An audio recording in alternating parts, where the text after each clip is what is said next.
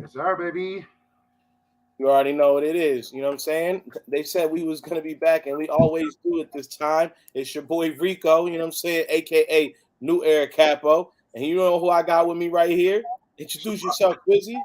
It's your other boy, Rico. I Rico Two West. You feel me? The new Instagram. Come follow us. If you ain't touched down with us yet, come tap in with us. What are you doing if you haven't? Hey, we got a special guest with us. You know what I'm saying? We got the man himself, Vic3, aka I'm your host, Vic3. You know what I'm saying? We're gonna be bringing him on. But first things first, you already know what we got to do right now. Drop it. Hey yo, Pop. Hey, Papi.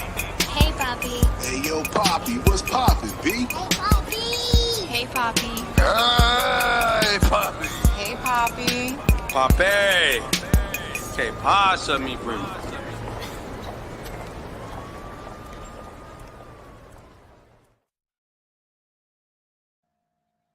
Hey Poppy, episode 12. Eagles have done it. First place, but first things first. Let's bring the man, the myth, the legend through, because I hear him knocking. Oh, come on in. Come on in, my boy. Come on in. Stop knocking. You know what I'm saying? We got the man with us right here. Let's holler at Vic, bro. Vic, what's going on, man? What's good? What's good? How ¿Qué you lo que doing, es? bro? Let's get it, yo. We got Oscar and feature. Hello, what's going on? You already know how we do. We got the live chat popping. But first things first, man. You know, like I said, we got Vic in the building. Vic, man, been a minute. You know what I'm saying? Beginning of the season, we were rapping with you. Was it the beginning of the season or was it before? Was it were we talking right before the season or like right when the season first started? I can't I remember. want to say it's probably like week 3 in that area. Yeah, yeah. It was early That does, on. yeah. So what you been up to since week 3? You know what I'm saying? The season is definitely it went. I know we had a lot of predictions, but Yeah, the we did. season definitely went on a whole different trajectory. I think that any of us could have probably predicted. Oh heck yeah! Listen, this season was unprecedented. A lot of people, especially myself, were looking for improvement from Jalen Hurts. He went far and beyond what we all could have expected. We're talking about an MVP caliber season, but this season in whole, man, it's been pleasant surprises. We got multiple 1,000-yard receivers. We have 1,000-yard back. We have, like I said Ooh, before, an MVP caliber quarterback. A lot of good things happening this season. talk that shit. Oh, Oh, and how can I forget? Let me, and this is something I apologize. The no, big guys you in front need good. love Go too. ahead, bro. This is why we here. Lane Johnson, 2 Oh, consecutive seasons without giving up a sack. fact. Jason Kelsey, the captain, captain, full season without giving up a sack. Then you got Dickerson out here, one of the highest rated linemen in the league. This offensive line is ridiculous. And I got to show love to the defensive line, creating the most sacks without blitzing. This team Oh, all around has surprised us. I'm fuck hoping we can go further, but let's start this show because it's enough about me. Hey, man. Bro, you came out swinging, and I love it, bro. I love it. That's how us Eagles fans. We got a lot of passion about us, and right there, everything you just mentioned, bro, all off top, bro. It's come on, bro. Like you hit it all on the head. I don't even know like how I wanted to get into something else real quick, and I damn near feel like I can't. But I do. We do want to do a little icebreaker. You know what I'm saying? I came across something funny today, and you know what I'm saying? I wanted to get you guys' comments on it. It's loading up right now. yeah. It's pretty funny. But I mean, bro, like I just said, you hit it all on the head, and I don't even know how we could like, man, bro, like we couldn't have played it any better in our heads, right? Nah. Oh yeah, the way everything played out, especially, and you got to give big credit to Howie Roseman. My guy put this team together. He made the moves during the season, made great trades.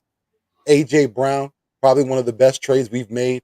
We got CJ out there doing his thing. Like, there's a lot of things that Howie did to Probably one of the that was a great pickup in the Oh, I midseason. mean, Kaiser White. I'm happy you Ball definitely hawk, said ball that. hawk. That boy's a ball hawk.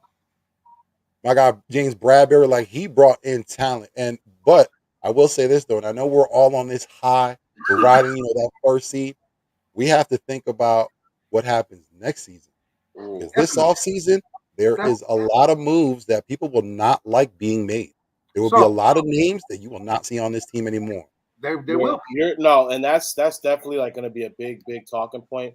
I think a lot of us are gonna have to definitely kind of bite the bullet on, like, and it sucks, but it is the truth, man. But Yeah. I mean, that's the business, though, and then, like you just said, the man that's gonna have to be responsible for that is the man up top, Howie Roseman himself. Yeah, he is. So He wants that's to make yeah, mine's not. Let me see here. Oh, Howie definitely GM of the year. There's no question. definitely But it's not GM of the year. It's not letting me load these. It's not letting me load these two clips up. I guess they're too big. Let me Brandon do the chat real Graham, quick, and then comeback player of the year. So he said, let's see. Hello, what's going on? What's good? OSFT. Hey, Andrew, appreciate you, man. TBS, Shout out let's to go, my Birds. Let's go. Appreciate the love. Cozy. Hey, Let's go. we got some good news about the man Cozy. Y'all gonna be hearing about it real soon. But hey, That's best our guy. regular That's our season guy. Eagles team of all time. Absolutely. 14 wins. I mean, I know we got an extra game in there, but it is true. You know what I'm saying? Can't say best year because we ain't had the ring yet. Big fact. That's regular season Big performance, fact. but hey, But I will say this: it was Yeah, a good season. A lot of people, like I told Twizzy last time, he thought I was tripping when I was thinking 12 wins, and look at us now. We got 14 wins. You're right, bro. You're right. I mean, because it was a lot to kind of like be like, yeah, definitely. But I mean, You know what it really locked in for me? I was just like, look, this is a make it or break it year. Now, we done brought 2 great wide receivers for Jalen. We never did that for Carson. No, you know what I we mean? never. At the end of the day, we brought everything to Jalen. So if you don't produce now, you gotta go. Because you know how us Philly fans are, bro. If you bring us everything and you can't produce, you gotta go. You got to get up out of here. Hey, that's Get out of here, bro.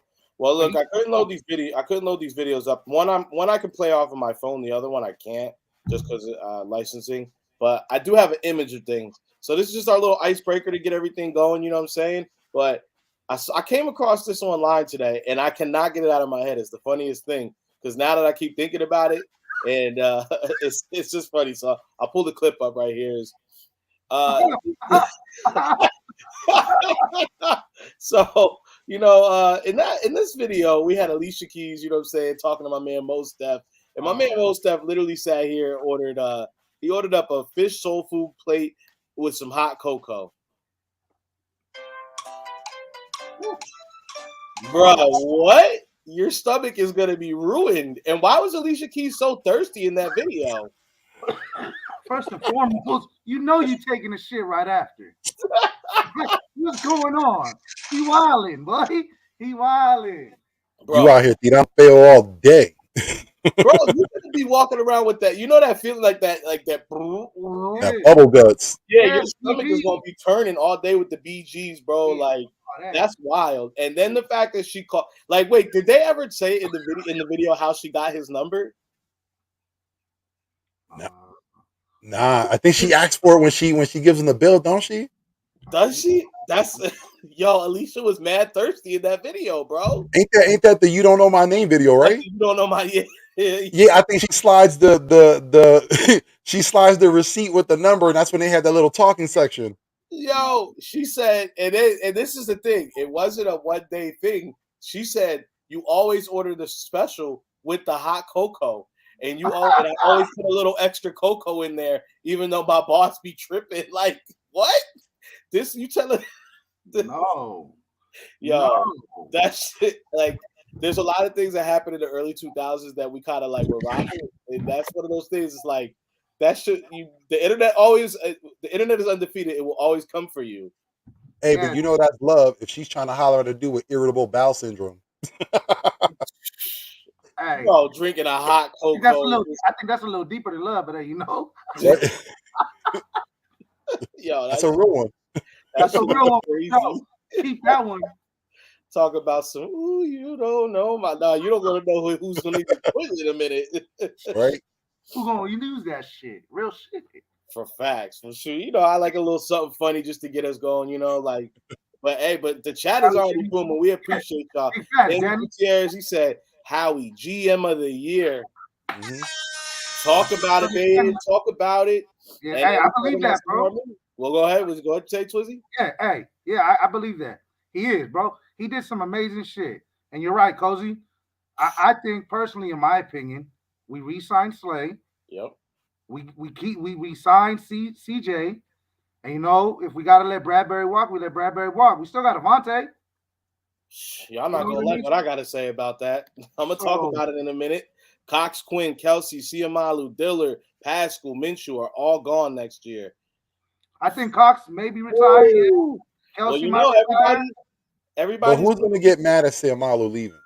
Like, or Dillard, specifically Dillard. Siamalu, he's been all right, but Dillard, I don't think there's gonna be anyone that's upset with that one. I don't think anyone's going to be upset with Dillard leaving, but I think the issue is we should have got something for Dillard. If Dillard leaves and we don't get anything more than a compensatory pick, unless it's like a second round comp pick or what I'm saying, like a high third, I'm gonna be very upset. I mean, we drafted him in the first round, and I mean, it seemed like he was. I mean, the interest seemed like it was there at some point. People were calling, so it'll be interesting to see if he does leave without anything besides the comp pick, but I don't know. No, this deal is actually done, right? It's not even like. All right. Yeah, he's done. They're not trying to give him any. They ain't trying to put no tag on him. But they were trying to move him had it not been for his injury. If he didn't get injured, they would have moved him. He would have got something for him. They were trying to move him last year, correct? Yeah, he would have gotten something for him. His leg got messed up. And that's what it was. He did get injured. Yeah, he drops his business card in the fishbowl. Yeah, that's what it was. He did. Yeah. Most definitely smooth as hell. Okay. He did drop his big. Yo, Cozy, shout out Cozy. This is for you, my boy. Shout out to Cozy. Nasty work, Alicia. Last nasty work. So what do you think? Hey, so what do you think? We re-sign Booby or we let Booby walk? Booby? Nah, man, he gotta go. It's not even that. Like, it's been said before, man. Everybody said it. William said it. She took it from the fish bar. Will's back. Now to add some water. Yeah, the manager said to make it with water, but she be making it with the cream or the milk. Nasty. Business card in the fishbowl near the register for people who used to drop cards, and she picked it up and called him. So wait, if your waitress takes your business card out of the fishbowl, just in another world, if you guys are both single, are you cool with that? That's a little thirsty. I don't know. That's a little thirsty. That's a lot of thirsty. That's a lot of thirsty. If she looks like Alicia, like but it's Alicia though. Like it's not a random. It's not. Y'all, I ain't got the cash. Nah, I mean, bro, this is the thing. If you have a great team, you're never gonna have enough cash to sign everybody. I mean, that's just what it is, bro. I mean, we talking. Not gonna lie, y'all made the best moves this year. I think this. So right before the stream came on, you know what I'm saying, Vix, and then he kind of touched on it a little bit. I mean, Howie, GM of the year. We weren't really expecting this early on, but as soon as you kind of get a sniff of this team is making a little magic or this team's got great chemistry, I mean, Howie had the wherewithal to like keep making moves, and then there had to be something that they saw with Jalen on the off season though. Like they had to see something, bro, to really be locked in to be like, all right, that's the guy. Because look, hey, because just like I know, we were all doubtful coming into this year because of last year's arm. How many throws he missed to Devontae? Well, because I'm gonna clear this chat real quick, and then I'm gonna play this video clip because I want to get it right into the Jalen discussions. He just said Slay not a free agent, and I believe that's not till 2024. I'm at a point. My take on that is I feel like we should go ahead and be looking to sign Bradbury right now as a long-term piece. Maybe Slay's deal next year. Maybe he's not worth the re-sign because, I mean, he did fuck up last play. He did fuck up last play. Oh, but Slay's been locked down this season. Yeah, Come on, man. Look at the job he did on Justin Jefferson. Bradbury has been too. He made Justin Jefferson an afterthought. Oh no, he definitely did. He did. But I'm just saying, I would like if it comes down to it, if you could sign Bradbury and CJ DJ. Oh, yes, we have Sanders might be gone. We know that. Yeah, but if we can go get Josh Jacobs for cheap, maybe Edwards for cheap. Just throwing it out there. If we can go get Josh Jacobs. Hey, you also have to think about the fact that we also have to hey, my brother team, bro. He said y'all twins with the Lakers at. Hey, this is a Lower Marion Kobe hat, just so you guys know. You know what I'm saying? Just you know. She stalked my man with a horrible diet and bad fashion and a patchy beard. Yo, man, he's not the patchy beard. Wow. Jordan always appreciate my ticket for the. Hey, Jordan, man, I'm telling you, man, you be at all the games, bro. You be out there tailgating. Bradbury let up a big touchdown too. Didn't he have a big head? I mean, cornerback is going to have that happen. But Vic is right. Slay has been locked down. Yeah, he is. TK too. Now, he has been very locked down. He's been very locked down all season. I can't go ahead and deny that. However, my man's look, bro, we all know the story. You know what I'm saying? When they say when these CBs get close to 30 or they hit 30, usually that cliff is right over the hill. You know what I'm saying? So yeah. I used to be very emotional about these things and saying we got to keep guys, you know, but now that I'm I've seen our first Super Bowl and I see how he's moving in these streets, I'm not so emotional. Sometimes you got to let a guy go a year or two sooner instead of a year or two late. But let me play this video real quick because Cowboy fans, they're always going to be Cowboys fans at the end of the day. Make sure you guys, before I play this though, hit that like button, hit that subscribe button. You know what I'm saying? Y'all see Timmy, sir. Tap in with us. Tap in. Make sure you're doing that. You know what I'm saying? Make sure you're following everybody, liking everybody. That includes Vic. You know what I'm saying? Vic, drop your socials real quick before I play this video. Oh man, Twitter, I'm your host, Vic3. You can find me at YouTube. Just look up Vic3. I'm the only one out there. I'm the originator. Absolutely, baby. Absolutely. All right, here. I want you guys to listen to this and hear this foolishness. Oh shit! What the hell? Hold on. Technical difficulties. Hold on. Wait. Hold on. That AJ Brown is just gonna come in and just flip the culture. They think that he's just gonna enact big change. I'm starting to look at AJ Brown. I started to watch some film, Will still. I just wanted to see, just in case I was bugging or something. I don't think AJ Brown is elite, right? And not only is AJ Brown not elite, when did Jalen Hurts turn into a guy? That's the one right there. When did Jalen Hurts turn into? Okay, so last year Jalen Hurts threw 16 touchdowns, 16 passing touchdowns. Okay, 230-something. 16. I didn't misread it. 1-6. I looked up games played because I thought he got hurt or something. Did Jalen Hurts get hurt? Oh. 16 touchdowns and 9 interceptions. Wow. How many of them shits would have went to AJ Brown? And if AJ Brown was there, how many more do you think would have, he would have gotten if that was the case? AJ Brown first and foremost, AJ Brown had 88. Hold on, because he's still talking. He's ready. Terrence Steele was playing. Amari Cooper had 3 catches. Because the worst egregious shit is at the end. Something to like 10 at the halftime. They made us change the channel to a Green Bay game. Was whooping their ass so bad. All of a sudden, the addition of AJ Brown makes you 40 points better in a half. We called the dogs out, Will Steele.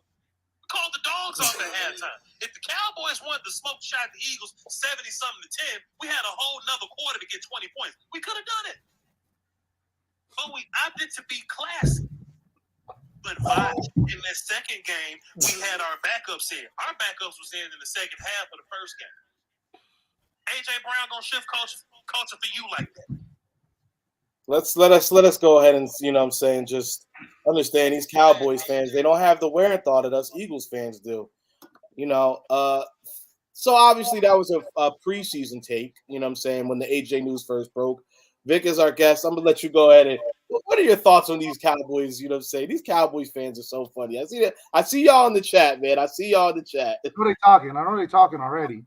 Oh, heck yeah. Well, first, I'm going to have to call Cap because my mind said that he watched tape. No, you didn't. No, you didn't. No, you didn't watch no film at all because you would have seen that Jalen Hurts last year, yeah, it was a little rocky, but you saw a lot of steady progression out of the kid. Yep. Especially for the first half of the season to the second half. So that's where we know he's a little wrong. Second of all, in reference to AJ Brown, yeah, I think they use the word elite to try to use it as being the best. Elite is very out there. There are a lot of players that have elite skills, but there's very few that are elite. Can AJ Brown be elite? Yeah, he can be. Is he right now? I'm going to say elite, but I'm going to say AJ Brown is top 5. Again, I'm not going to say elite because, again, that's just something they throw around there to say the best, and that's another term for it. That way, when you do call someone elite, that's the first thing they attack. Oh, there's it. Listen, I'm saying AJ Brown is a top 5 wide receiver. Did he make a difference? Hell yeah. But you know who else made a difference? Devontae in his second season. In his second season in the system. That made a big difference. Also, Dallas got him. Although he wasn't here much, that made a big difference. And one name that hasn't been said yet, and it was mentioned earlier, Miles Sanders. And his production this year made a huge difference. So if my guy's talking about he's watching tape, I would suggest you go back and watch some more. Because whatever you were watching wasn't right. I don't know if you got snow on your TV. I don't know if you only get like 10-minute clips, if you're only watching highlights. I'm gonna say this. This is what we say at ECG. Watch the film, not the highlights. Bro, it's such an egregious take. Twizzy, what are your thoughts? Because it is big dope smoking over in Cowboys land. If that was a remote take, right? Like, come on. Everybody knows how I feel about them Cowgirls. They hear it every day from me. So, I mean, first and foremost, all I have to say is 88 receptions from Mr. AJ Brown, tied. You know what I mean? So if you was watching film, you know, maybe he wouldn't have caught 88.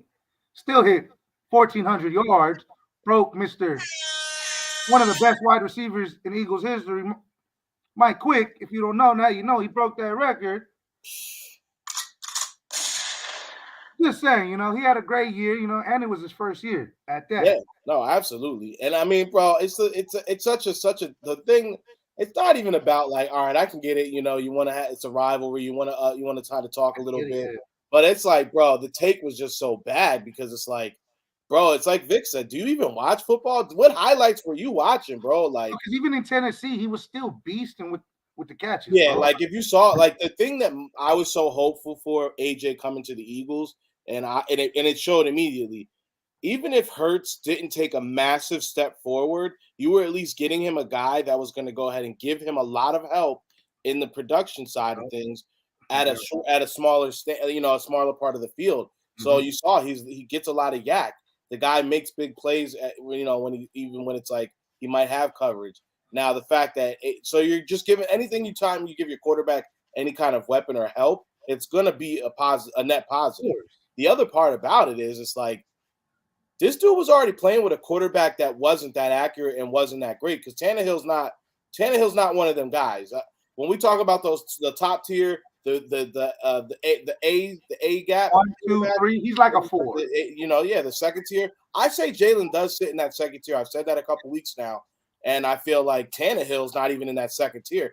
Tannehill's going to be sitting right in that 3 or 3D, like that last tier of guys where it's like he ain't in the top 15, you know. So if AJ had production with a guy like that, automatically coming to Philadelphia and playing with Jalen, who we did see flashes of what he could be last season, and obviously the college career also speaks for it. He was going to have a lot of production, and it showed up all season immediately. Yeah, he bought it. But it's just such a cold take. I couldn't. When I heard that, I was like, "This is egregious, bro." That's just crazy, bro. It's crazy I to don't just understand this. I don't get how Cowboys fans can talk about any other players but their own. For the past 20, we'll go 27 years. I'll go that far. I was going to go 21. I'm going to go 27. No Super Bowl appearances. I believe 2 playoff appearances. About 2 division championships. That's it. In almost 3 decades, you have amounted to nothing. And then if we're going to talk about quarterback, let's talk about how much talent Dak Prescott has been given over the years, over his time. And what has he done? 6 seasons? 2nd playoff appearance. Yeah, my guy. If you're gonna watch tape on Dallas. Oh, man, it's so bad. These fucking clowns. Hey, Jordan, Jordan don't like the Cowboys fans talking. Cowboys fans wake up thinking about the Eagles fans. Hey, bro. Definitely. My Twitter be going crazy. I'll be waking up like, wait, what? Fuck the Cowboys ain't shit. Hey, shout out Cole's Cowboys in the building. I do want Cole because Cole's is one of these guys that at least he understands the game and he knows AJ Brown, the dog. I wanted him on the Cowboys. And any other team in the NFL, apparently aside from the Titans, would say the same thing.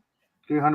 And William Miller said, "Agree, 100%." Dude went off. Absolutely, bro. Every chance.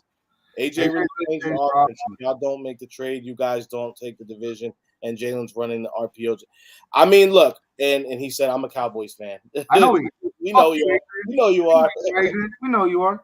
Dak needs to retire. Damn, the Dak. God damn. You got him going in on Dak now. Dak is a new Tony Romo. That's it. Ain't done shit. Let me just throw out one more stat for these Cowboys fans. We're gonna take it back. We'll take it back to 21 years because you're old enough to drink, so you're old enough for this conversation. So in the past 21 years, how many 1 seeds have Dallas had? None. But in that time span, the Eagles have had 5. Again, division titles in that 21-year time span. How many did the Cowboys have? 4, 3. None. Eagles have 10 playoff appearances in that 21-year span. Cowboys, as I said before, measly 2. The Philadelphia Eagles, 14. Listen to those numbers, Cowboys fans. Think about them hard before you open your mouths. Well, no, and just to make it, because I found this out last week, because then Coles was right too. But they did have one in 2016. That rookie year, that they were the 1 seed then. Other than that, they have not been. They pissed it away. That's when Green Bay took them out again. It's 27 years for them.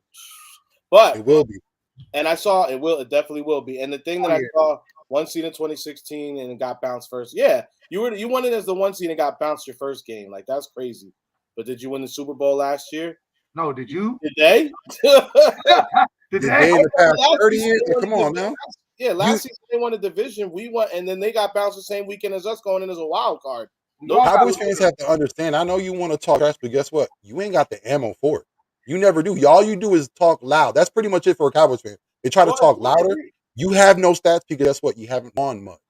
So I don't know what stats you can bring to a conversation. Regular season? You're regular season champ? Is that what you want to be? Is that what you all hang your hat on? Because even then, we all know in December, you all falter. You can't play a game in December to save your lives.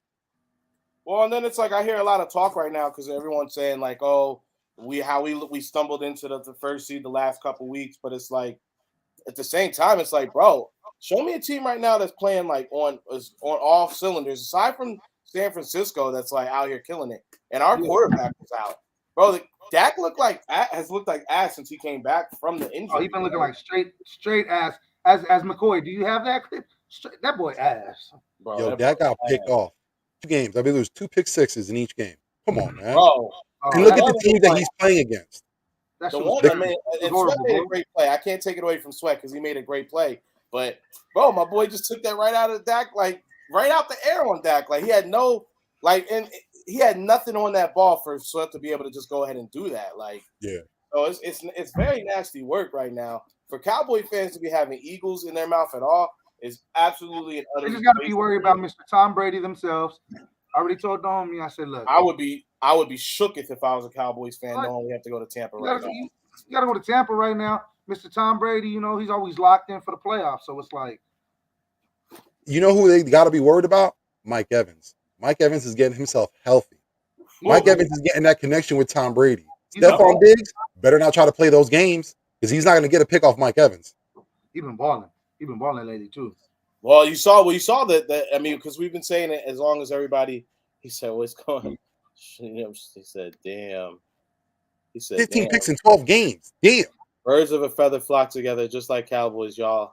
Y'all the same. Remember the stats, bro. Y'all haven't even sniffed. The worst part about it is y'all haven't even sniffed the end. You haven't been in the divisional championship round. You haven't been in the conference championship in damn near 3 decades. Like that's sad, bro. Like not even get a game away from the Super Bowl, bro. That's why I find it so crazy. Y'all, like we're talking about 3 decades, people, of nothingness, and you have the gall to try to say something. Man, listen, I got the Cowboys ranked as I do the Commanders. Y'all a basement team. 15 picks in 12 games. 15 picks, 12 games, tied for the lead. Sad. And he was out for a full inning. Like homie was saying, I saw the interceptions and the touchdown ratio. I thought he got hurt. I went back and checked it. Bro, I'm going to be looking at that stat like that. It ain't been weird. It's regular Dak. Come on now. It's been a it's regular. Antoine Winfield interception to win the game. Oh my God. I believe Dak will bounce back. What another team? So like, and I'm not even trolling you right now. What about Dak makes you think that he's going to bounce back? Please put that in the chat because I would love to know where Cowboys fans are really getting that because I mean, it's been a consistent thing all since he came back that he just looks bad, and it's like, did he never really recover? Because remember last year he had the shoulder thing, then the I mean, since he came back from the leg, then it was like the what was it, the shoulder or elbow, the throwing motion, then the elbow was the elbow. He had the elbow issue. Then he gets injured with something this season. It's like, bro, he just doesn't. I don't know. He's just having a lot of injuries. He looks weird, bro. Cole, to answer your question, when you say Dak don't throw picks like that, yes, he does. He makes horrible decisions. That's his issue. You can't blame the team around him. You can't blame the coaching staff because he has a number one receiver, has not one but two good running backs, has a good tight end. We all know about the offensive line. So what else does Dak need? Does Dak need someone to actually throw the ball for him? He said, "Link me up. Me and Vic need to talk." Cole, I've shut you down this whole week. Stop it. It's not even worth my time. And you know this. Check the tweets. If we keep keeping it real, in my opinion, the best team for the Eagles to face are Niners, Cowboys, Vikings, Bucks, Giants, Seahawks. Bro, I mean, we can honestly, the only team that I feel like is going to give us Cowgirls never beat Tom Brady ever. Never, ever. No, never, ever, ever. No. Hey, but bro, Cole, I know you out your mind because I come at you every day. Again, check the tweets. See who initiates the conversations. Yeah, everybody know. Listen, you can't fake the funk here, as a Cowboys fans does. Try to always fake it. Listen, fam, you know I come at you. Cole, stick around. Once we get through a couple of the subjects, then I'll be able to shoot you a link if Vic has time. I'll bring you on. I want to hear what regular season stats he has to bring up.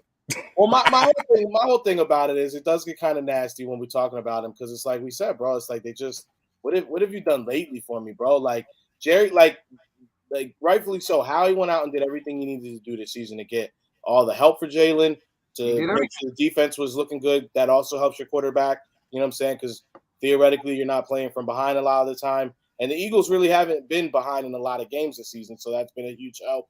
But it's like Jerry, not for nothing, all the shit we talk about Jerry and that organization. I mean, bro, and granted, a lot of it is always real flashy. A lot of it is all, but they do go ahead and get CeeDee Lamb. And at the time, I know every Eagles fan was clamoring and we wanted CeeDee at that time. Yep. I was one of them. I thought that would have been beautiful. Then we ended up walking out with the Jalen Rager. Fucking trash. Well, it hurt my heart. Like we had CeeDee Lamb dreams and ended up with Jalen Rager. That was. But the coldest part, Minnesota, right after us, looked straight at us. Yep, Justin Jefferson. Yeah, bro. Like, and that doesn't. That I know that was a big talking point before, but now when you really see who Justin Jefferson is on this field. Oh yeah, that motherfucker. But I mean, we get Devontae next year. But I mean, Jerry is gone and Zeke at the time. Zeke was the number. It was like you could see a guy getting a running back like that in the first round, even though Knox was. He was used a lot in college. I mean, bro, he was a beast. Like, it is what it is.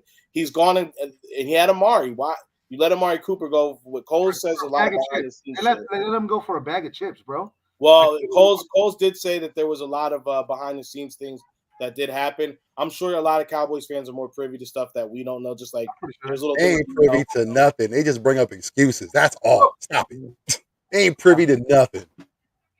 They ain't got no passes to get them anything with the GM. They ain't got no inside information. They just make excuses. Cozy says he's afraid of the Cowboys. Niners and Cowboys are the hardest opponent for us to beat. Cozy, I have more respect for you than that, man. Stop it.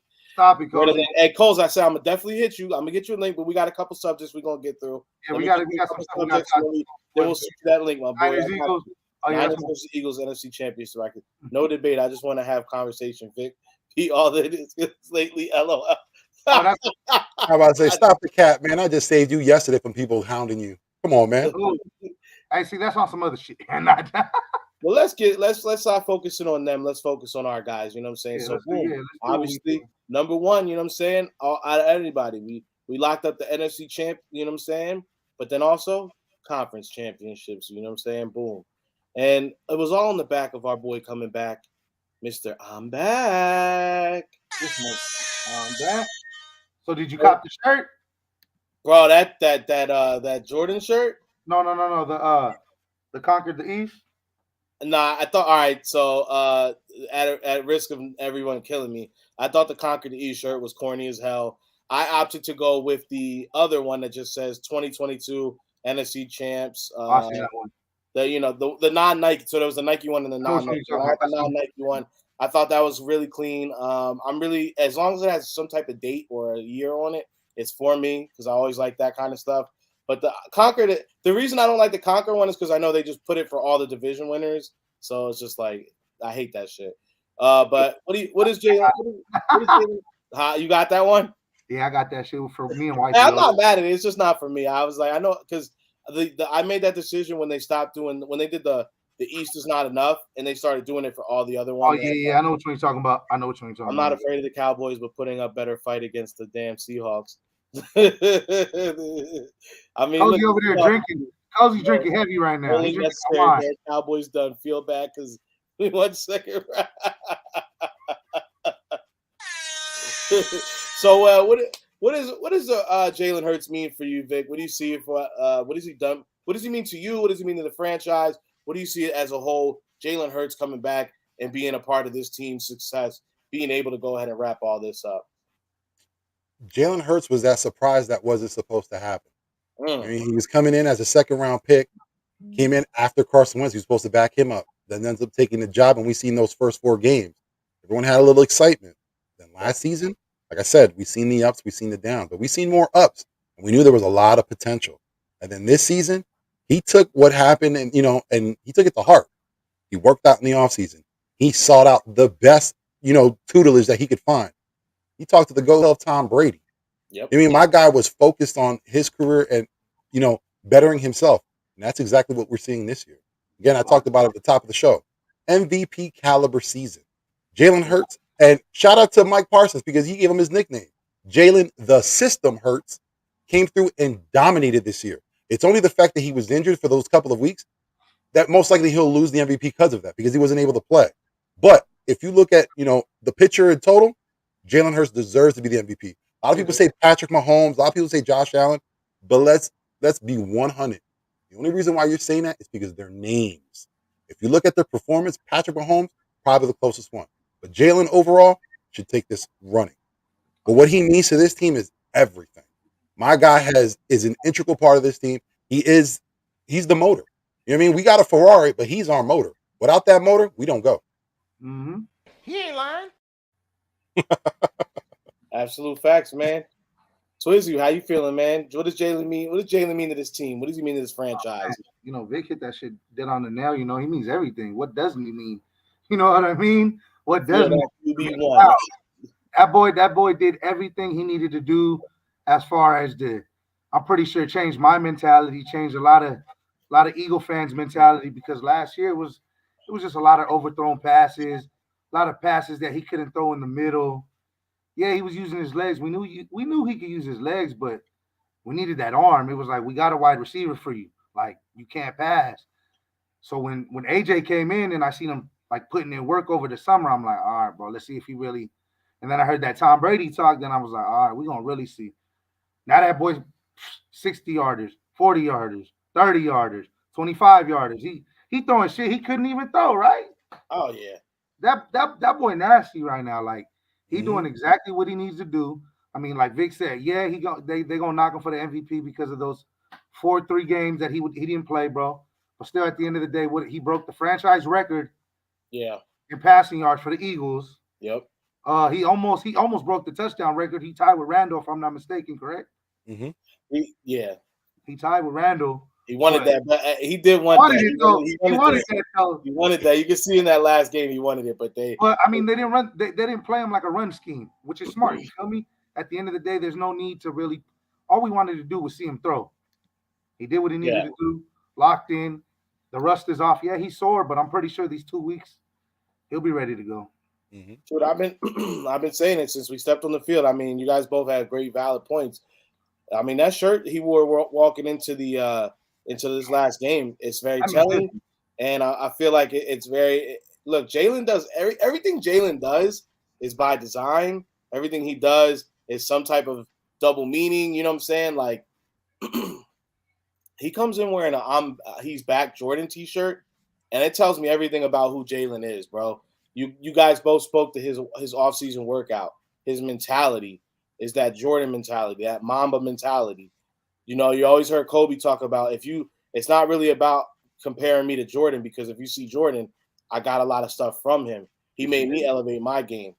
Jalen's one of these dudes where it's like, there was a Kobe quote I saw a long time ago. It said, he said someone was telling him you either got it or you don't got it, and Kobe said that just sounds like an excuse for laziness or something like that. Yeah, and it's yeah. like you're gonna work yourself into whatever you need to work yourself into. Jalen, 100%. There was a lot left on the table last season. He knew it. The franchise definitely knew it because they didn't commit to him last season. They said, but we're going to give one more. They definitely were trying to trade in the offseason for guys. Jalen had to hear that, but Jalen was in the lab. Jalen was working with Tom Brady's guys. Jalen Hurts had that mama mentality about him where he said, it doesn't matter. I'm locked in. I'm focused. I'm going to be better. I might not have been born or gifted with certain talents, but I'm a damn sure work myself into having these talents. You know what I'm saying? And I think that's exactly what he did all offseason. This guy not only so when it came time for us to get you a good receiver, when it came time for us to go ahead and get you certain schemes, he had stepped up to the moment because he had prepared for it. And I think this dude, I mean, and we've been making this joke all season, but at the end of this, no matter what happens going forward, at the end of this season, this is what Jalen Hurts' agent and Hit are going to be talking to Howie like this. One more thing. Price of the brick going up. 30 more. Enough of this shit. Hey, the light skin cat though. The light skin cat kill me every time though. Now, you know what's one thing I think that Jalen did this season was like he took his career in his own hands. One of the big things that I thought that was hindering Jalen was the quarterback coach, Brian Johnson. He's worked with Jalen since he was a child. He's pretty much his only quarterback coach. I thought Jalen needed to, step out of there and seek other help, which he did. And you saw how big dividends paid. You see the improvement. Like it's cool to be loyal to your guys, but when you want to take your career and go further, you got to take it upon yourself and make that move, and that's what he did. Absolutely. At the end of the day, you hit a valid point, Vic. Like he had to go. I mean, yeah, you could keep going to your yes man all day, bro. But at the end of the day, when you make mistakes, are they really gonna tell you if they're a mistake? Yeah, and especially as long as time that he's been with him, what else are you gonna learn from someone? If you're with him for 15 years, you have 15 years. What else? You pretty much learned everything they know. Yeah. So you got, you know what I'm saying? You got to expand. You got to go out and reach out to other people and be like, let me get this aspect of the game. Let me reach out to the GOAT, Tom Brady, who's been there, who's done that. Let me see what he's. Let me get some questions out. Let me get some scenarios. Let me see what he tells me. And that's exactly what he did. That's the one thing I love about Jalen. The fact that he is a tireless worker. Like you mentioned Kobe Bryant. He's not going to stop. He's trying to improve himself. And he knows that he's not perfect.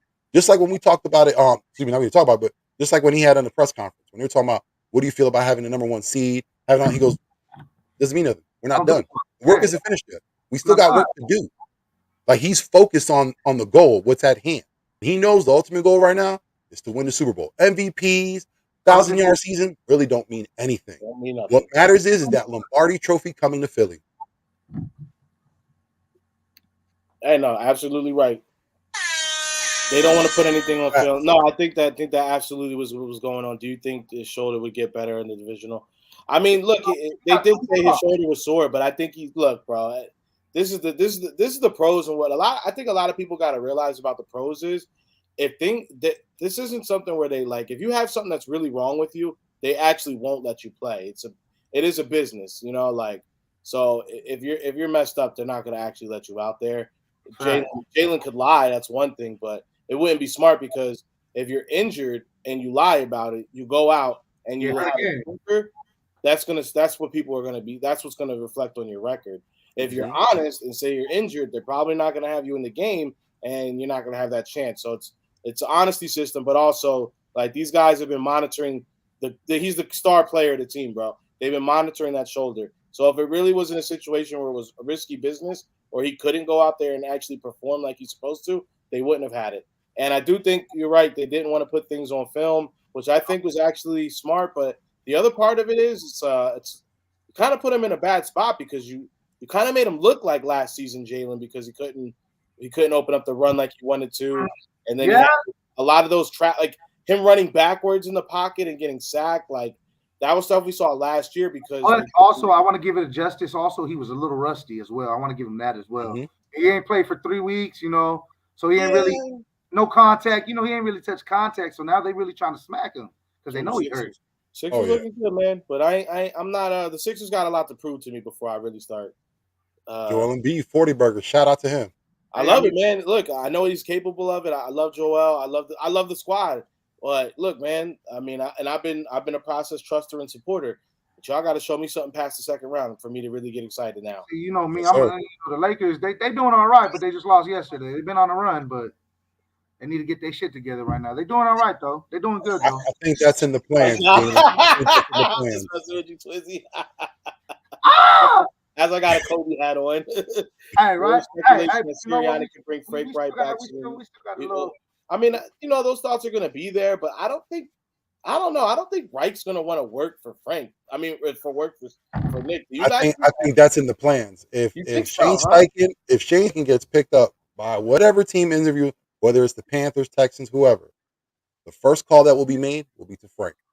You saw how emotional Nick Sirianni was when he was in Indianapolis on how they fired Frank. That's his guy. That's the guy who gave him a chance. And I love what that. better way to repay that favor than when your time of need? Come on, man, you're on my staff. You're my number one consultant. And I love that. I mean, I'm not saying it's the most egregious or outlandish thing. I think I don't know. I feel like Frank did not get a good shake there, but I don't know. It's a weird organization. But it's funny. We have not heard Jeff Saturday's name at all since like after the second or third loss. I think I know why, and that's because Chris Ballard is trying to save himself for another year. Because in all honesty, Frank shouldn't have got fired. Chris Ballard made all those moves to get those old veteran quarterbacks to come through. Made the horrible decisions in the draft. The only good draft choice he made was Jelani Woods. Everyone else, pretty much trash. Nick Cross, shout out to you, but you're not playing a lot. And the whole time the whole time Reich was there, he didn't even have a real quarterback. Like every season, he was going in there with like a backup quarterback or like an old age veteran on their last leg. Oh, Wentz played one season, killed him out. Wow. Oh, and then actually, you did say something, Vic, that about the quarterbacks coach that's been with Jalen for basically his whole career. Brian to add Johnson, on to that point is we got a first like an actual view of what that looks like here in Philadelphia already, because the reason Wentz didn't get any better than that one season is because all he wanted was yes men around him. He didn't want to be coached hard. He didn't want to be told anything. And now you see where his career has ended up. So, and he's about to get kicked off of his career is definitely his career is done. Yeah, I think he's a backup. I think everyone knows, like just like Baker Mayfield, he's in that same situation. Like we know you were good talent, you were high pick, possibly, could have done something in the Super, but that was in the past.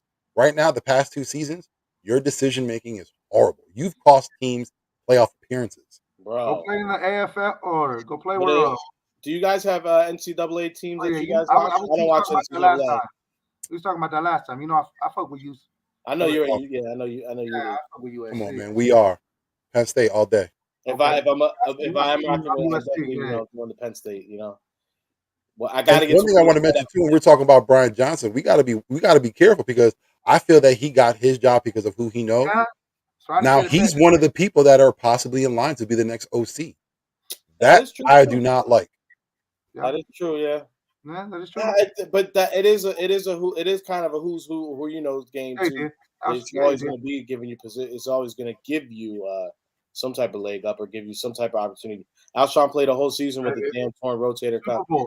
That was one of the craziest things because we didn't have an inkling or an ounce. No one knew Alshon was dealing with that. Bro, that boy was wilding. Lakers turn around. I hope they do. Save those draft picks, though. Absolutely. Y'all need to save everything y'all got. Frank not coming back. Frank trying to be a head coach again, not working for underling. I don't think it's the most egregious thing. I just think that I think he's going to get some offers.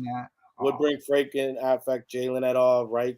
Was Carson Wentz boy thoughts? I don't know. Nick Sirianni love hurting. Yeah, that's the guy who gave Nick Sirianni his shot to be a coach. So yeah, like their relationship is, what I'm saying, that's a bond that blood could only be, stronger than that. But yeah, between those two, that's why I said it makes sense. I don't think Frank has an ego where he has to be a head coach. He's been an assistant for most of his whole career. Wentz to the Patriots. Oh God. Oh, I doubt it, but yeah. I can see that because Belichick doesn't make good decisions when it comes to like. Nah, the Patriots got Bailey Zappi, who will be their next year starter, and Mac Jones will be a backup. Yeah. Nah, bro. But we talking about coaches. One thing I have been floating in the group chat, I have been floating that Lovie Smith just got fired. Why not bring that man in as a consultant? And bro, come on, Lovie Smith is the DC next year, and they talking about Frank Reich might get. I'm not. They're talking about Richie Gans might be getting interviews over in Texas. Let's just do a coach swatch. You guys can have Gannon. Let us get Lovie Smith in there. Can you imagine what Lovie Smith will be doing with this defense? Nah, I'm good. I'm good with our current consultant, Vic Fangio, who I'm a big fan of. Vic Fangio. If that happens, because I know Sean Payton, he said he wants to take Vic Fangio wherever he goes. Yeah. But one of the teams that they were talking about was Denver. Even though they have new ownership, I highly doubt Vic Fangio wants anything to do with Colorado. So that's out the picture. Yeah. If Sean Payton can't get him, and like I said, we do lose Gannon to another team, Vic Fangio will be the greatest replacement to have. Y'all don't think Lovie Smith will come here and be doing all kinds of craziness, man? I think pretty much if a college team doesn't call for Lovie, it's a wrap. Oh, that bad? You got to look at the what he was given in Chicago. Again, he was given a bad break. Got let go. Came through again with Illinois. Had to go through the rankings through DC. Came back up with a coaching position. In 1 year, you lose your spot in 1 year. You're Steve Wilkes. You're gone. Whoa, man, that hurts.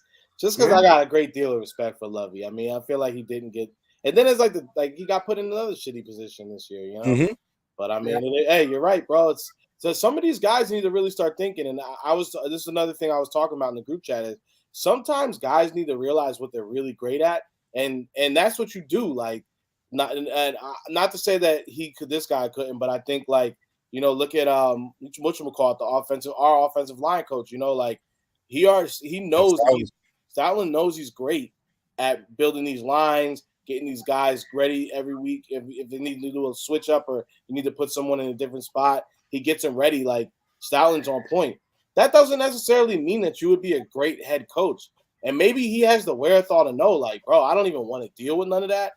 I know what I'm great at here. I think there's a lot of coaches in the NFL that like they're great positionally, and it's like, bro, sometimes you could just be a really great position coach. You don't have to go in and take this on. And I know people are going to kill it because they say, well, when that offer comes in, it's so rare, you have to take it. But it's like, do you want to take it if you're going to a team like Houston who's clearly in a rebuild, who's clearly not going to go anywhere, and then you're going to get, a one-and-done situation? Like, does it make sense? Especially if you do wait your whole life for it. It's like, that's not the winning situation. Yeah, and you gotta look at Houston too, because I feel like they kind of fired him out of spite for the fact that he lost that #1 draft pick. He was just like, listen, I'm here to coach to win games. I'm not here to try to get #1 draft pick. Yeah, and I don't think the Houston, especially Bob McNair, their owner, I want to say is Bob McNair. He didn't like that at all. Yeah, I mean, yeah, and that's stuff we'll never be privy to. I do think that could be. I think you are right though. It's like. But it's like then you'll have a Philadelphia situation on your hands where all that stuff came out about Dougie P and like clearly players weren't like trying to lose, they wanted to win, and I don't know if it's like was the front office like nah, take this L or that whole yeah. thing. So it was like coaches aren't really a coach is never going to be looking to do like, oh, we need that draft pick. Like coaches are taught to win, like so. Yep. And as you mentioned, shout out to Dougie P. Winning the division, getting into his first year with the Jaguars. A year off? Dougie P with a winning season? 9-8? Let's go. Right. Hey, so let's break it down. So who do you think takes that game? The Jacksonville game? Who do you think takes the game? Jacksonville or Chargers? Let me hear your talk. Let me hear it, Vic. Listen, I am well known to say I feel that the Jags are going to win this game. A lot of people put Justin Herbert, and this is something I've been talking about all year. Justin Herbert, top 5. I don't see Justin Herbert at the top 5. Is he a great talent? Yes. I'm not saying he's bad, but he is not top 5. Because we all can name 5 quarterbacks better than Justin Herbert this season. Again, the Chargers have been up and down. They have a lot of issues with that offensive line. Their defense has been injured. I understand that, now you got Mike Williams coming back. You got my guy Allen looking like he's a little healthy. But again, that all depends on what that Jaguars defense brings. Because if they attack that offensive line, especially the right side of that line, game over. Yeah, I feel it. Facts. And I think Dougie P is gonna bring some. You know, it's their first playoff game, and it's at home. Oh, you expect like a Philly special or something like that in the first quarter. Wild. What people need to realize about Dougie P is all these big balls you're seeing in the NFL all of a sudden. Dougie P is the one that brought that to the NFL, bro. And I'll never forget. And this is when it came time for when they were doing like the Super Bowl pre-interviews and stuff. They had like a segment where they had Dougie P and Belichick like speaking to one another, and Doug was like not talk like he was like big dicking Belichick the whole time. Like he wasn't giving him any compliments and all this. Like Dougie P was like, "We're gonna have to win." Like you know what I'm saying? Like, and it was funny because the next season they showed Sean McVay when he was about to play, and Sean McVay was over here fucking giving Belichick the dick flute solo over here. Like, you're so great, your career has been amazing. And like, nah, fuck out of here with all that. You know what I'm saying? So, Doug Peterson. From a coaching aspect, bro, I just feel comfortable, even though how it ended in Philadelphia. Doug Peterson always gives you an offensive. He gives you that edge, bro, because he doesn't play scared. I think guys they really believe in him. Like you see the Giants, and they're really rocking. Like the Bulls made them feel like they are a team that can win in the playoffs. That they can. They made it to the playoffs, bro. Like they were ass last year. Yeah, they were. So a great coach can do that. And I think you're right about Herbert. I don't think he's a bad quarterback, but I definitely don't think like all this, like you said, elite talk is definitely not meant for that guy at all. I'll just say this, and a lot of people don't, might give me hate, but Joe Burrow within those 2 seasons has surpassed Justin Herbert. I got Herbert might have more passing yards, more touchdowns, but look at what Joe Burrow did in 2 seasons. Already went to the Super Bowl. Can possibly do it again. Come on, man. This is Herbert's first time in the playoffs, and we're talking about year 3. And also, you got to talk about is the fact that since he's came into the league, he's had a very good team and system around him. So it's like, bro, if you didn't step up in those first few years, it's kind of telling. You know what I'm saying? So, yeah, I mean, it speaks a lot. Let's talk about the Bears and the number 1 pick. Check it out. Look, if the Bears are smart, this is I'm gonna tell them what they need to do right now. Go ahead. They need to go out and trade that number 1 pick. Go get DeAndre Hopkins real quick from the Cardinals. There you go. I agree. With Justin Fields, there it is. Bro, I think they'd be smart enough to try to use a second round to keep that first round pick because I don't think Arizona's going to ask for a first. But if you you never can work know. a deal, but if you could work a deal and get that second round pick for DeAndre Hopkins, again, it'd be crazy because DeAndre got traded for the second time for a second round pick. Yeah, he did. That would be bananas. But if it is, listen, Chicago can capitalize on it, especially with having the first pick of the draft. Bro, man, it's scary. Yeah, and I think, bro, I didn't even think about the DeAndre side of it, Twizzy.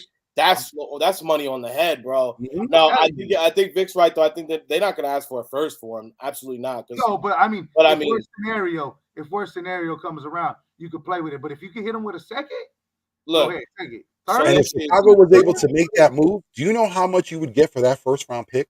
That could set up the team forever. Oh my God, bro.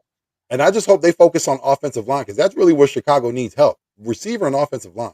Offensive line for me is something that you always got to take care of. You can't slack on that because without your line, you're never going to win a game. That's what Fields needs right now. He needs a line that's going to protect him. Oh, for sure. But look, even without a line, boy, he was still number 6 right behind Miles Sanders in rushing. That's just wild. So right now, let me look. So right now, obviously, we know Chicago is holding that number 1 pick. Good. So you have Houston number 2, Arizona number 3, Indianapolis number 4. These are teams that desperately. So Houston needs a quarterback. Indianapolis needs a quarterback. Shit. Seattle owns the 5th, or Denver owns the 5th because of Seattle. They got Russ, but they need a quarterback. Now they're going to keep Russ. They got to keep Russ. They put too much money. But you want to hear something crazy? This is one of the reasons why I say the Colts need to fire Chris Ballard because he's already come out and said we're not looking at a quarterback in the first round. Yeah, they put too much money. Basura. That's crazy. 5 on the Jags.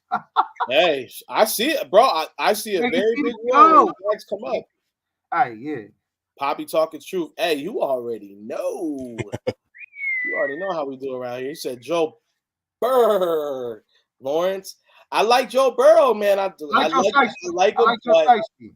but I like I look, yeah, I definitely. But bro, I'm just saying, bro. Dougie P, he's got it.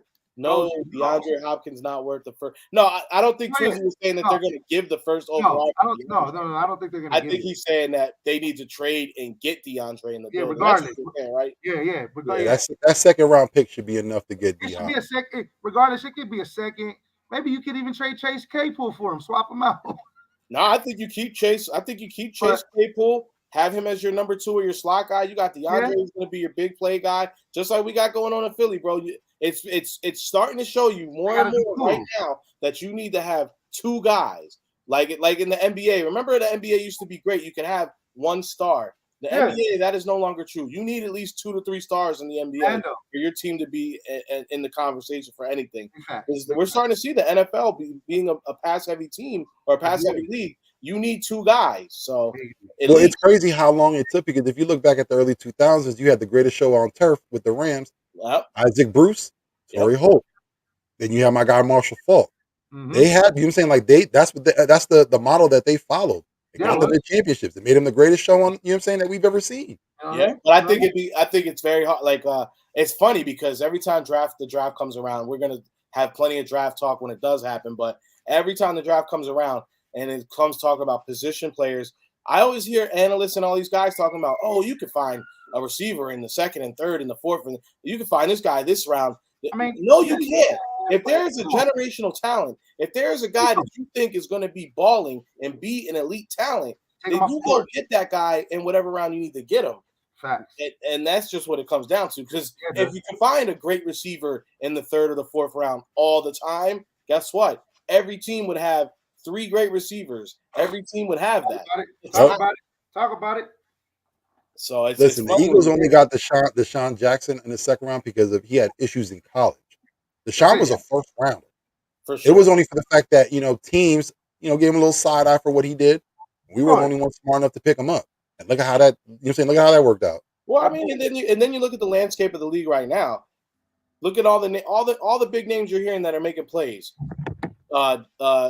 Joe Burrow's boy.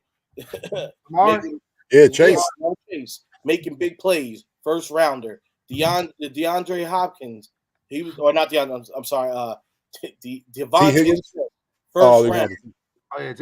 First rounder. Wasn't it AJ Brown a 1st rounder or a 2nd rounder? 1st rounder. Rounder. Number 10. Yeah, Justin Jefferson, 1st rounder.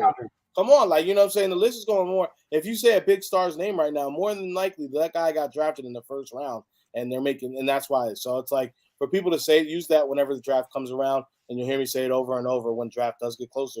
It's just not true. Go get the guy. Go get him. I agree. You're not going to find a lot of guys in the 2nd, 3rd round. Like, there's only one Cooper Kupp. He doesn't come around very often. Yeah. That's like saying, like, the quarterback when you hit Tom Brady in the 5th or 6th round. Look, it doesn't happen. Like, these guys, like the NFL, I know they miss on guys sometimes, but more or less, you're going to see like big position players. They usually know, like, we're looking at this guy for a specific reason. So it's just funny. But I do think Doug could pull the upset, bro. I'm definitely gonna put a little something on it. You know what I'm saying? So let's get back to what else we got. Oh, this was what don't we got? What don't we got? Bro, I mean, we got, bro, because we got, you know what I'm saying? We haven't even started talking about the records. AJ coming in, you know what I'm saying, breaking Mike Quick's record. That was beautiful. Then you also got Devontae over here with the most 95 receptions. Bro, it's just a beautiful time to be an Eagles fan. Like, boy, to even imagine how we got Devontae, like to make a deal with the devil, the Cowgirls, to fucking go up and just snag him from the Giants, and go ahead and just. Hey, you know what? That Giants blue. That's funny, hey, bro. Because I was at work and I was like, man, whatever, dog. Like, we ain't gonna do shit. Like, whatever. What was it? I think we had pick 16, right? Was it pick 16? If I'm not mistaken, because he had moved back. It was like the third.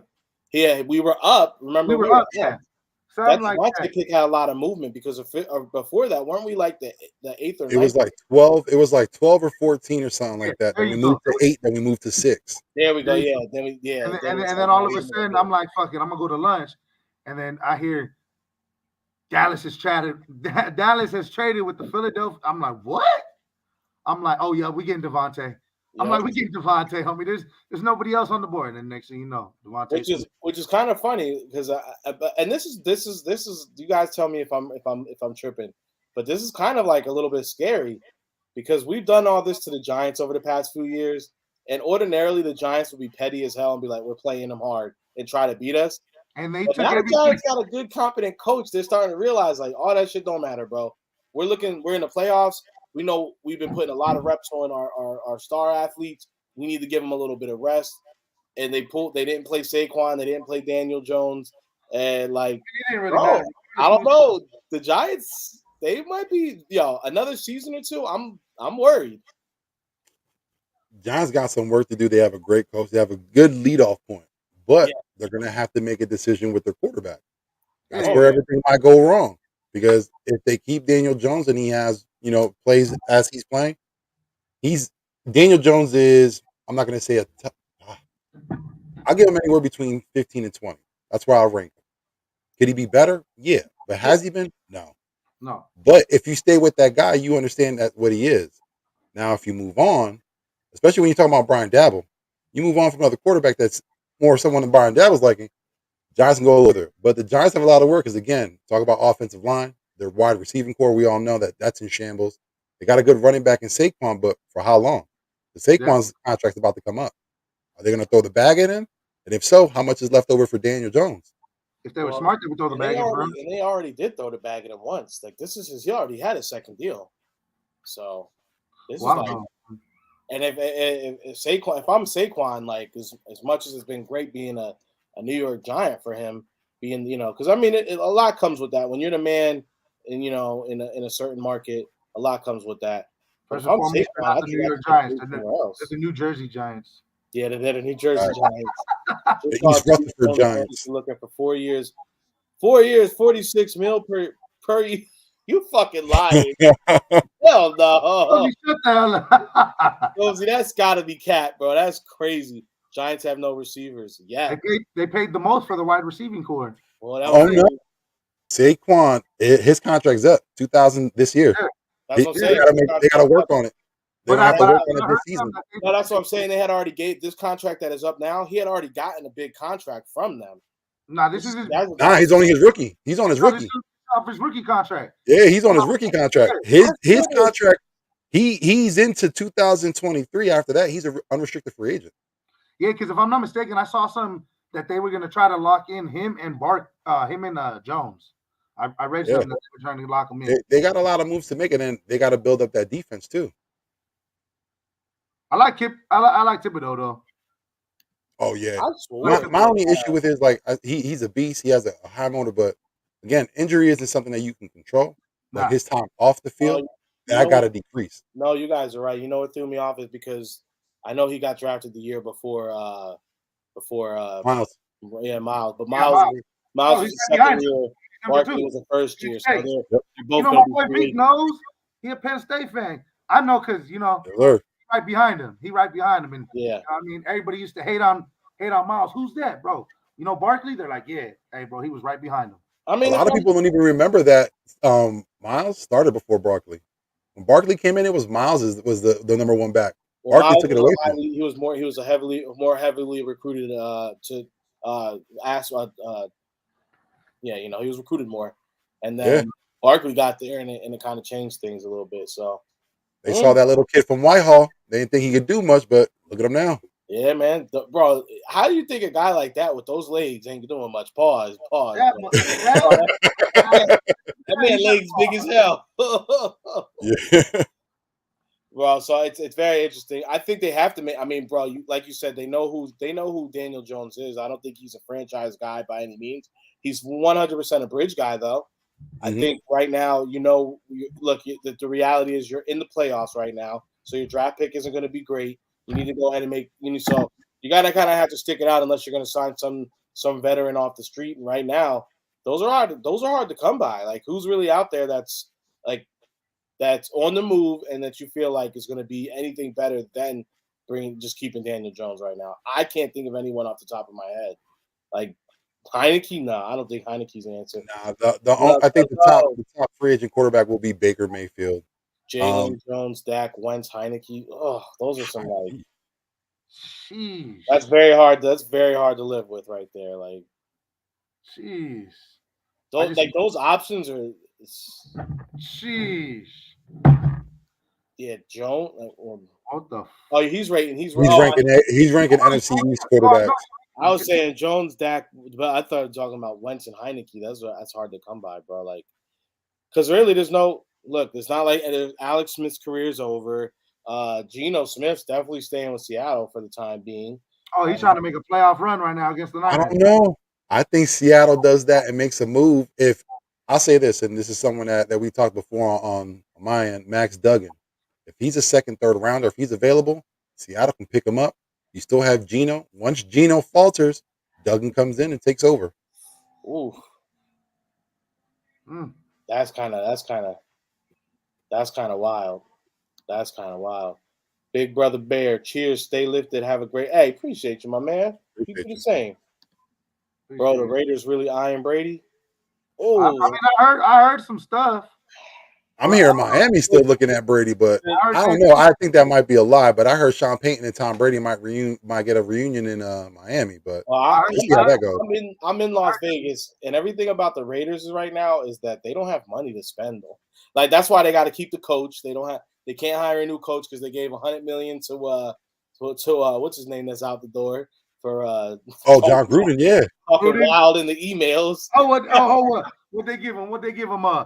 10 years, $100 million. 10 years, $100 million. So the way coaches contracts, it don't matter. You sign a guy to a deal, you're paying him that deal. It don't matter. That's why you're hearing like when they said Frank Reich got fired. Frank Reich, good man. He gonna collect the rest of his money. You know what I'm saying? The coaches' contracts get paid no matter what. So they already gave that man $100 million. Now they got my man's up in here right now. And they're not happy with how the season went, but they can't afford to go ahead and invest into that coaching spot. So I feel like if you're saying you really can't call like get a new coach in, I doubt you're gonna, because Brady's at a point in his career, especially whatever happened with all that the Bitcoin and all that. He's looking for a little payday real quick. So listen, my guy gave up a wife to stay in the NFL. I'm gonna give Brady 2 more seasons. He's gonna stay in at least 2. Like, it has to be worth it. You got divorced. You gonna get divorced for playing 1 season and it doesn't go anywhere? Nah, you gotta have at least 2 more seasons. And I'm gonna tell you what, Brady. Go ahead, Twizzy. Go ahead. He's going somewhere else. He's gonna go. So just like Vic said, he's gonna play. But I think it's the 2 options, bro. He either stays in Miami because if Tua's concussion, bro, he might not play no more. Because they don't even know if he's good. It's crazy, right? They don't even know if he's good to go in the playoffs right now. Yeah, we were talking about it before, like with Tua's injury history. It's crazy. Like at 20, he had 2 hip surgeries. Yeah, and it's like they said the way he was injured with the hips is like one of those like 1 in 100 things. Like it's almost impossible. And it happened to him like twice. Like crazy. And, like that in itself is amazing how he got in the NFL. And you talk about 3 concussions within what you say 2 weeks. That's insane. Back almost. There was 2 concussions in 1 game, and then another next week. Bro, just wait, Quincy just tagged me on it. He said, per Wesley Steinberg, Daniel Jones his agents are demanding at least 4-year deal, averaging $46 million per. Listen, they can demand as much as they want. What you demand and what you get are 2 separate things. Yeah, that's crazy as hell, bro. They bugging.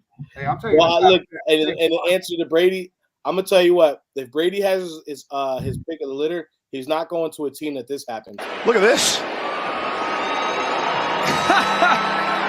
I've never seen that before in my life. A little carousel, kick it to Patrick, back throw, a throwback screen. And they call Tooney on. But it was a flag, though. I was about to say, it was a flag, but guess what? They still scored on the next play. Did that shit, and it's on film. Bro, let me tell you something.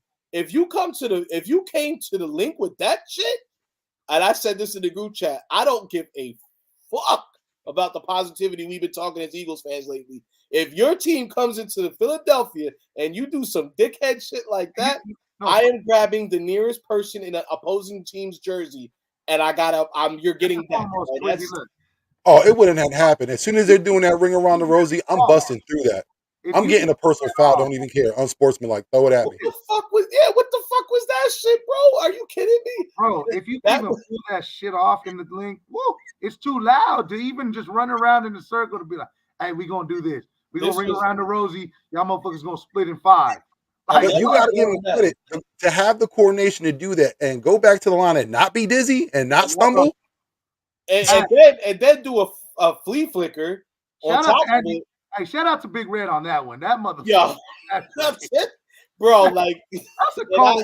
And I was talking to Swoop Boys last week on how Andy Reid used to come up with some wild shit. Well, I remember I was talking about the play where where Deshaun and Macklin both laid in the end, or Riley Cooper laid in the end zone. Yeah. Like, that's some Andy Reid shit right there. Cozy, I read your Twitter on already, bro. That's wild. He can ask for whatever he wants for. He's not getting that. That's crazy. No, Andy Reid is wild for that. Like, and the fact that a team feels confident in doing some stupid stuff like that is like next level, bro. Like, the respect is out of the window. Let me ask y'all a question. Go ahead. Is it safe to say that Andy Reid has surpassed Bill Belichick as being the best coach? 100% without a doubt. Because when we get into it, it's not even you take the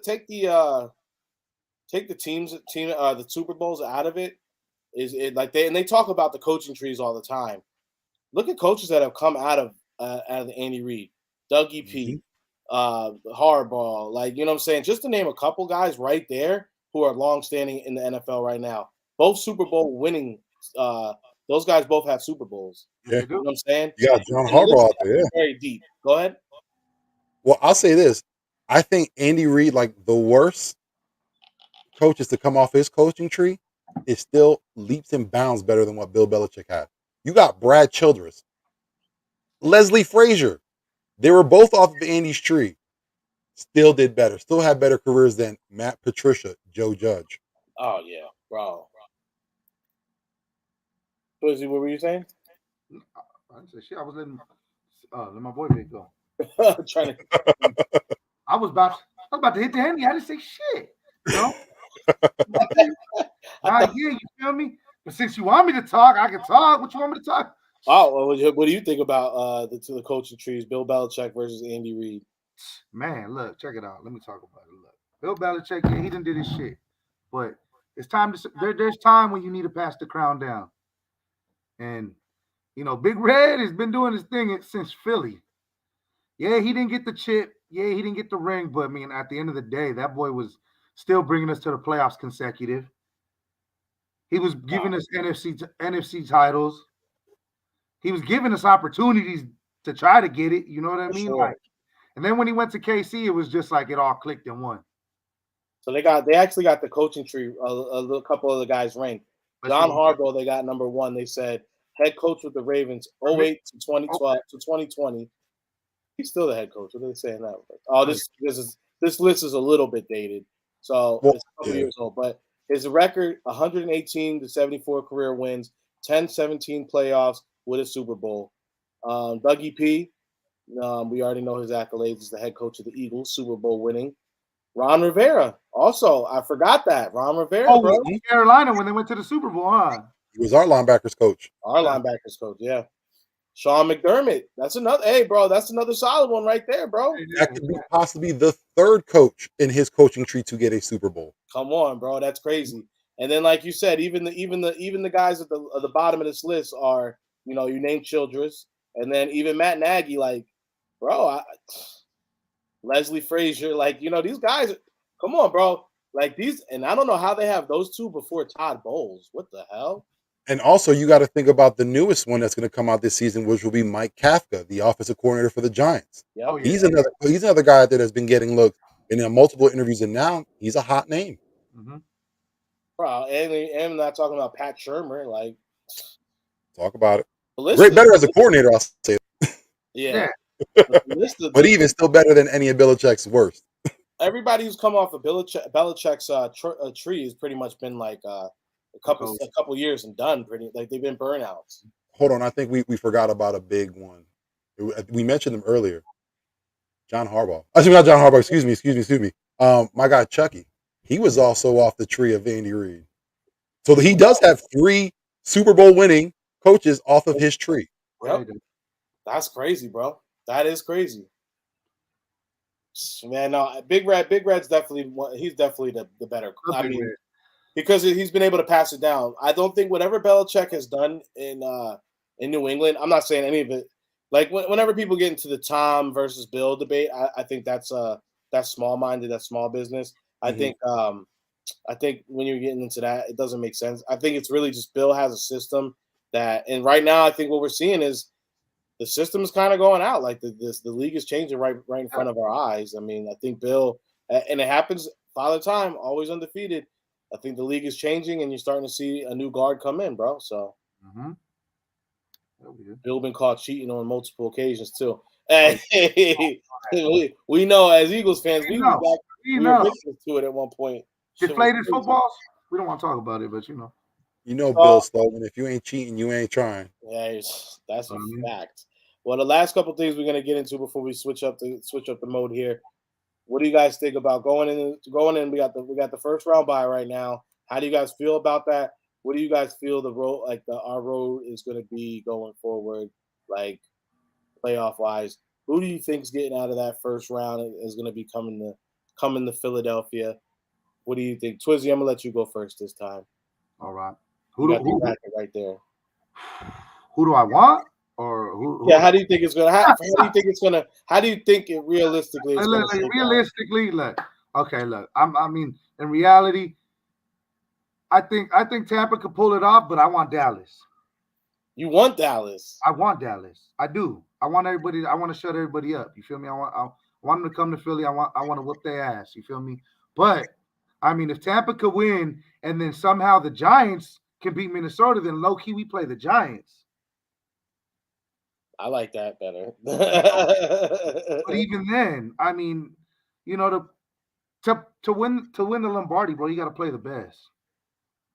Man, I ain't trying to hear none of that shit. We already beat Tom Brady to get our Super Bowl. Sometimes I just want shit to be easy, bro. Look, check it. But look, you know, and I know. I just want to play. I low key I do want to play Dallas in the playoffs, bro, because I want to low key whip that ass. Because when we didn't have Jalen, you saw what we could have did with Jalen. You saw it. You seen it. You seen the runs. You seen the throws. You knew what was there. But you know what? We took an L, but it is what it is. What's up, my boy? What up? But you know, I think we'll see what happens though. I think we might end up playing the Niners. Maybe. Who knows? Yeah, I think they're gonna choke. I think Tampa's gonna handle it, just like Cuz said. Vic, what you think, man? What do you think's gonna happen who you think's gonna pull the upset? Who you think's coming to Philadelphia? I think Tampa's gonna pull the upset, but I want Tampa because I want a revenge game. They took us out last season. I want to be able to beat Tampa and move on. And hopefully, if we go to a Super Bowl and we win it, we can say the first person that we took off our list was Tom Brady and the Bucs. Thomas Brady. Target. And that could be the second Eagles quarterback to do it. Knock him out. I think bro. I want Jalen. Jalen deserves the revenge. But it's funny because everyone keeps calling Tampa Bay the upset. Tampa Bay's the 4 seed, so I don't know. I see people's appeal with Dallas, but guess what? We play Dallas so much. They're our rivals. You know what I mean? Yeah, I'm tired of seeing them. Like, we know what we are. We know what we can do. But so I think it's interesting. Y'all don't think the Giants have a chance to beat Minnesota? I don't know. No, I do. I think Minnesota's probably I'm gonna say it, they're fake. They're false. Absolutely. They're false. When they play tough teams, they haven't won. And when they had tough matchups, listen, the Jets came out with I think it was Joe Flacco when they had him. They almost got beat by the Jets. There are so many games that they won by a close margin when in reality they could have lost that. You know what I mean? Like, they're on the cusp of being a great team, but I think this year is a little too early for them. Next year, yeah, I think the Vikings will be a threat. But right now, no, I'm not worried about them. I think bro. I think the Giants are coming. I think the Giants are coming back to Philly. So I think that'll be very interesting. I do not see Seattle. I know a lot of people are like, "Oh, what if Seattle pulls it?" I don't see Seattle pulling the upset on Brock Purdy. If Seattle pulls it, then they pull it, but it's not like they're gonna go far. Yeah, honestly, I see Tampa Bay getting a W this weekend. I think the Cowboys are going to be bounced out. We'll be dancing on their grave before we even take the field. I think there is a chance the Giants pull the upset, like you just said. I don't think the Vikings are that. Bro, ever since Kirk Cousins put those chains on the plane and was dancing, it's been all bad for them. Should have never did that. I want to know who allowed that to happen. Because come on, squad, he was tripping. Whoever let it happen, it wasn't even a good look. Even I know you were all excited, but come on, it wasn't even a good look when he was trying to get it. It wasn't right. It wasn't right at all. Hey, that's the first time he ever felt solid. Yo, facts. I'm calling now. Seahawks are beating the Niners. There's enough film on Purdy now to get him exposed. I mean, what's up with the hate with Purdy? I like the kid. My guy was Mr. Irrelevant. Vikings are mid. I don't have a hate for it. It's the craziest thing is I mean, look, you can never tell a Philadelphia fan that a backup quarterback can't do it now. Like Nick Foles. That's what I'm saying. Exactly. That's how every Philadelphia fan is always forever going to feel like Nick Foles did it. Greatest backup ever. So I mean, and my mentality is the same, bro. I'm not counting Purdy out, bro. Like I'm not counting him out. But the kid's tough. He's been making history ever since he started. Yeah, he has. But he hasn't. He's the only San Francisco quarter at the time was the only San Francisco quarterback to throw for more than 2 touchdowns in 3 consecutive games. We're on 5 now. That's crazy. You understand how many quarterbacks were in San Francisco that he's already, you know what I'm saying, taking over their records? That's crazy. And the other part about it is it's a division. It's the divisional game for them. So whenever you get into these divisional games, it does get murky. It doesn't matter like how well you know your divisional opponent. You're gonna play them. They're gonna play hard. So it's gonna be tough. It's not. My guy's doing something that Joe Montana has never done in his first season. That's crazy. Wow. It is crazy. Brock those 20 screen passes a game. He's not good. He's not that good. Yeah. But I mean, like I just said, bro, it's going to be a divisional matchup. It's going to be tough. So they're going to have to figure that out. I mean, so I'm definitely not counting Purdy out. I mean, I do think it is going to be a little bit tough for Seattle to do it because I don't know. For me, for whatever reason, I've enjoyed the Seattle run, but I kind of look at them in the same vein as the Giants, where you know, like they got a lot. It's a good starting point, but they definitely are. They definitely done a lot better than I think even they thought they were going to do. Big day. Hey man, so I know Twizzy sent it earlier in the chat. Cherry 12s, they're coming back. Cherry 12s are coming back. I told Twizzy I'm not a big 12. Really my thing, yeah, it's not my thing neither. But we talk about it all right here. I know it's for somebody. I'm a reverse flu game kind of guy, man. I like those. The white ones are cool. The reverse flu games. Those cool. I can't wait till the low-key 11 Gammas come back. Oh yeah, no, the Gammas are always a fan favorite. But you know what's coming out for the first time ever? I am excited about these because I am a ones guy. They got that true blue colorway is going to be. Oh, that's my color. That's my color. Yeah. That's me. I already know. So that I'm excited for these. That they're saying these are coming ASAP. So make sure you guys check your app. My blood runs too green to wear any kind of scheme of gray and blue. The only thing that will get is my Yankees, and we're going white and navy blue pinstripes. That's how we roll. You are. You know, Twizzy's a Yankees fans too, man. Yes, sir. Yes, sir. Before the show ends, I bring some Yankee heat out. Y'all know how that go. Yeah, only team in the league with 27 World Series championships. Thank you. So basically, you're able to go ahead and go from a Penn State game into a Yankee game like that. Danny said on C. Y'all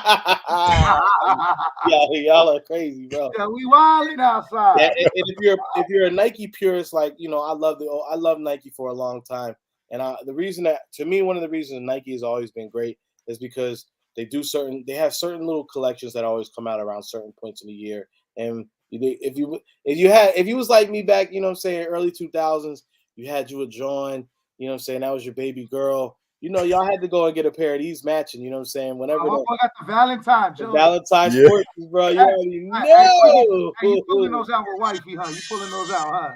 Hell yeah, bro! I'm definitely trying to get two. I'm trying to secure 2 pairs of those right quick. You know what I'm saying? And you buying her an outfit that matches. Yeah, bro. You know what I'm saying? That was mandatory back in the day, bro. You When had they to, drop? you know what I'm saying? You had to do it to be in love. And Hey, so, dude. y'all know that. So the Jordan ones are coming out, I believe, in a week. And Yeah. those Valentine's forces obviously are coming out right before Valentine's Day. Mhm. So be on the lookout for those. Other good hats that are coming. I hate to admit it, but these are good hats. I hate to admit it. They're Astros, but that real tree hat, man, is just. And that logo's low-key fire. It's kind of growing on me, but I'm just like, I'm a Yankee fan, bro. I can't do it. Bro, I'm a Yeah, Phillies fan. They just whooped our ass in the World Series. Oh, It's Yeah, hurting but my they didn't heart. cheat y'all. They didn't cheat y'all out of a championship. yeah, so it's rough. Bro, so as Yankees fans, how do y'all really feel now? Because y'all had like. But look, check it. Yeah, we mad, bro. Check it. We mad. But if you really want to ask somebody, ask the Dodger fans. We pissed. Yeah, the We Dodgers. mad, homie. But the Dodger fans, they on a whole different level of mad about that. I think for Yankees fans, we're so shocked at how far they went. Like that Exactly. buzzers on their chest. Like, you know how crazy that sounds? And then for homie to say like, "Oh, I don't lift me up. I got it on me." Like, is Like, what absolute you mean? insanity, bro. Like, what? Like, You hoping, fan? Like, My man said, "Oh." I'm not gonna lie. The colorway was fire. But he said, "Don't open my shirt. I have it on me." Like what? Like they really like for all the stuff we talk about, the Belichick and all this shit. They did this and that. That is absolutely crazy. Like they took it to a whole nother level of cheating. That's like you tell your girl, like, "Look, I'm sorry. Some shit happened, but this is like." Yeah, I went out. I bought hookers. We did blow. I bought a hotel room, and then all on your card. Yeah, all on your card. Like, it's literally just like like your car last night. When he went to the fucking bunny house. You know what I mean? Like, bro, that's crazy, bro. So yeah, no, I definitely feel how the Dodgers collapsed. He said Dodgers collapsed, bro. I mean, this year they definitely did. No, that year they definitely had a good chance at the World Series that year. I give it to y'all, Twizzy, though. The Phillies went all the way in. They got a great shot. Bro, and that was funny because I was just watching the Bedlam at the Bank, the video for the whole the yearbook, and I was getting chills watching it all over again, bro. Like this season is that I've always been a baseball guy, but it's obviously whenever your team's not making postseasons, it's very hard. Obviously, it's kind of hard to get really locked in or engaged like that. But when the team is good and they're fun, you just get so much more locked in. And like you guys have had a lot of years. I mean, look for me, like 27 years, Well, for the Phillies, especially with this year, y'all remind me, like this Phillies team remind me of the '93 team when y'all had Dutch Dalton out there, when you had John Kruk out there, you had Mitch Wildthing. Like it was the camaraderie that they had. You know what I'm saying? Like you could tell that's a family. You can see after the game, they probably hang out in the locker rooms just like that '93 team did for hours after the game. I think that's a way better comparison because a lot of people will say like to the team like the 08 team and all that. And I felt like those guys were great, but I didn't feel like they were like I didn't feel like they were boys like that. You know what I'm saying? That 08 team was the closest the Phillies got to being the Yankees. That's when y'all went on Yankee move. You went, got the best pitchers in the game, went out in free agency, spent as much money as possible. You did your thing because you had Jimmy Rollins still, so y'all were doing it in the draft. Man. You had Cole Hamels. That's all homegrown talent. The Phillies 2008, 2019 was wild. But that was against the Yankees. And you know how that goes. We should have got more out of that. But you know what I'm saying, because of the but I mean some of the guys were aged at that point, so you were only gonna get but I mean we got burned because once the 08 team happened, like we did have like legitimate chances before and after that team. So I mean this But team it was the talent that you had was a little old. Like you had Doc Holliday, Lieber. Like it was like they're great talents, but probably 2 years out of their prime. Exactly, bro. And I mean, look, right now I'm gonna have a lot of fun watching this team that they put together. In about 6 to 7 years, it's gonna be a little bit different because Bryce Harper is gonna be pushing 40. Trey Turner is gonna be older. A lot of the guys that we did give big contracts to, they're in their prime right now, or they're just hitting the prime. They're not going to stay there forever. So, but you don't think about that right now. Right now, No, you don't. You think about the run. next 3 to 5 years is going to be a lot of fun. Yeah, you think about the run.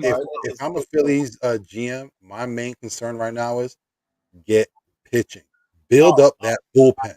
And that's what they've been doing. And we've got, bro. I mean, I'm not sure about the Craig Kimbrell signing, but we brought in. I mean, bro. I mean, the guy we just the shortstop. Who y'all got from Colorado? Well, we just got the Colorado situation just happened. I'll tell you guys right now. We got not even just the guy from Colorado. We got the kid from Detroit. The left hand closer from Detroit. Hold on. Oops, what the hell did I just hit? So we just picked up Gregory Soto from Detroit. So I'm excited about that. We got him under control for until 2026. And then literally just yesterday from the Giants, we went ahead and got Yurian Marte. So that's like they've been bolstering the bullpen, and then we got Craig Kimbrell. I'm not really too excited about Kimbrell because I mean it's going to be very, I don't know. I feel like his name is a lot bigger than what he actually is at this point in his career. But I mean pitching's weird like that. He might end up coming out and just being nasty, you know. We got Tyron Walker, so he's going to be like our 4-day pitcher. That's going to be exciting. You know, I mean, we still have Ranger Suarez. We still got obviously we still got our top of the rotation still nasty. We still have Wheeler. We still got Nola. So I mean, bro, they're doing what they can do right now. So it's not like he's just sitting on his hands. Nah, they try to go with the Carlos Correa. I think he signed with his third team. Carlos Correa. So Correa ended up going back to 6 years. He just got 6 years, $200 million. 6 years, $200 million, bro. I'm just happy he's not on the Mets. That's all I'm saying. Well, no, my boy was telling me at work. I guess he's bad for business. So I guess whatever contract he had on the table, they took it. You know what I mean? They took it off. Well, it was weird because at first he was supposed to sign with the Giants, and then they didn't pass the physical with them. Yeah. Then the Mets were back in it hard, and then I don't know whatever happened. I mean, bro, the guy just got 6 years, $200 million. So he evidently wanted something crazy from the Mets, like because I mean, bro, and they said something about like when if the Mets would have pulled the trigger on that deal, they would have been like basically like by the time fees and stuff were paid, they would have been like right about $800 million worth of money that would have been going out. Like that's ridiculous, bro. They would have defaulted on their Bobby Bonilla payment. But you guys are stacked too right now, bro. Like, so you wrapped up Judge, you got that contract. Something light. That was the biggest deal we had to do. We had to secure Judge. That was a bad security. I'm not gonna lie. When I see my guy in Tampa talking to Brady, I was like, it's a wrap. Like he's already trying to talk to the big wigs. You know, he gonna get that contract. And then I see him talking about we're gonna go back home to San Francisco. And he was in the Bay. Yeah, tell me how you guys were feeling. Okay, check it out. Look, I'm at work. Back out. That's how I felt. Back out. I'm at work. My boys come up to me. They're like, "Hey, bro, it's done." I was like, "What you talking about?" They're like, "Hey, Judge just got he's going to San Francisco." I'm like, "Shut the fuck up." I go on my phone. I'm looking right. I'm reading the tweets. Everything. It's solid. It's legit. I'm like, "What the fuck?"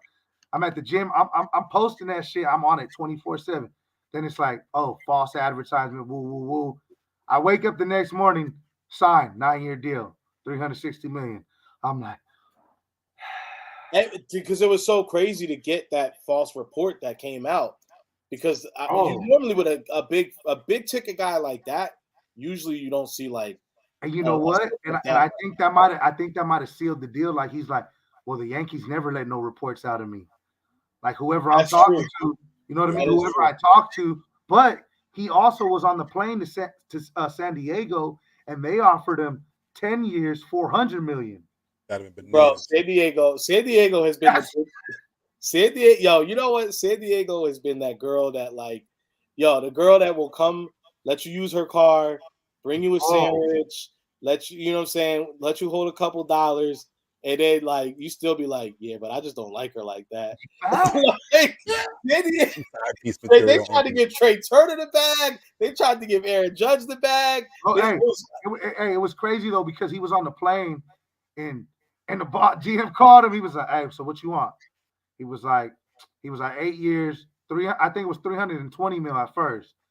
And he was like, I want that 9th year option. He was like, Done. 360. You said nah. Done, homie. Whatever you need, done. That's crazy. Yo, when that false report went out, I ain't gonna lie, I went at Hank Steinbrenner.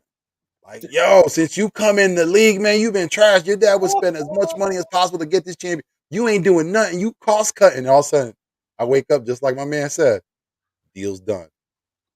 Boy, you understand like how elated I was when I found out that deal was done. Because when I went to sleep, he was a giant. He was a giant to me. like, We lost him. Yankees at Dodgers, we going. I mean, we're gonna see what's up.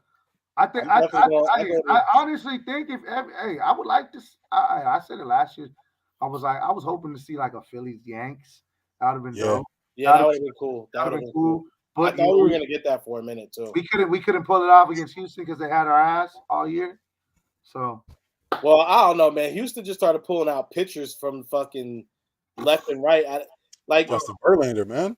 Like that shit was wild, bro. No, that Frommer cat was throwing. I was like, what? Who is this guy? It was bringing left and right, bro. Great heaters? Heaters left and right. It was vicious, homie. Rico, let me ask you a question. I know we all don't like our current manager, but what if Don Mattingly came back? If we got Don Mattingly to be our come on, man. He did it with LA. He took him to the championship. How many times? Hey, I always talk to Pops about that shit because Pops is a diehard Yankee. He's like, I don't know, like he's like, I wouldn't mind. I'm like, it's like a 50-50 because it's like a love-hate we still got for him. It's like what is the beef with that? I think it's for me. I don't think there should be a beef because Don Mattingly put his heart and soul for the Yankees. He's the one that got screwed over. Right, and then fans kind of took it like, oh, he went to LA, he too good for us. And they got upset because he had the success in LA. But again, he wanted to be the Yankees manager. We went out and we got Girardi. Don Mattingly was there saying, please pick me. Like, I've been here doing this. I can do this. We sent him to AAA to learn how to be a manager. That was his job. And then we're like, nah, I like this kid, Joe Girardi, what he's doing out here in Florida. Like, he turned the Marlins around. Let's bring him over here. He's a former player too, but damn. Yeah. Don Mattingly has been with the league, with our team, since he's been out of baseball. The Yankees were the only team that, he called home. Yeah. And then they let him go elsewhere, and you see the success he had. They do that sometimes. The Yankees will do that to you. Like, they'll have love for you, but if you're not committed to them like that, yeah. You know what I mean? You know what I mean? It's a wrap. Bring that man home. Quit playing. You know what I mean?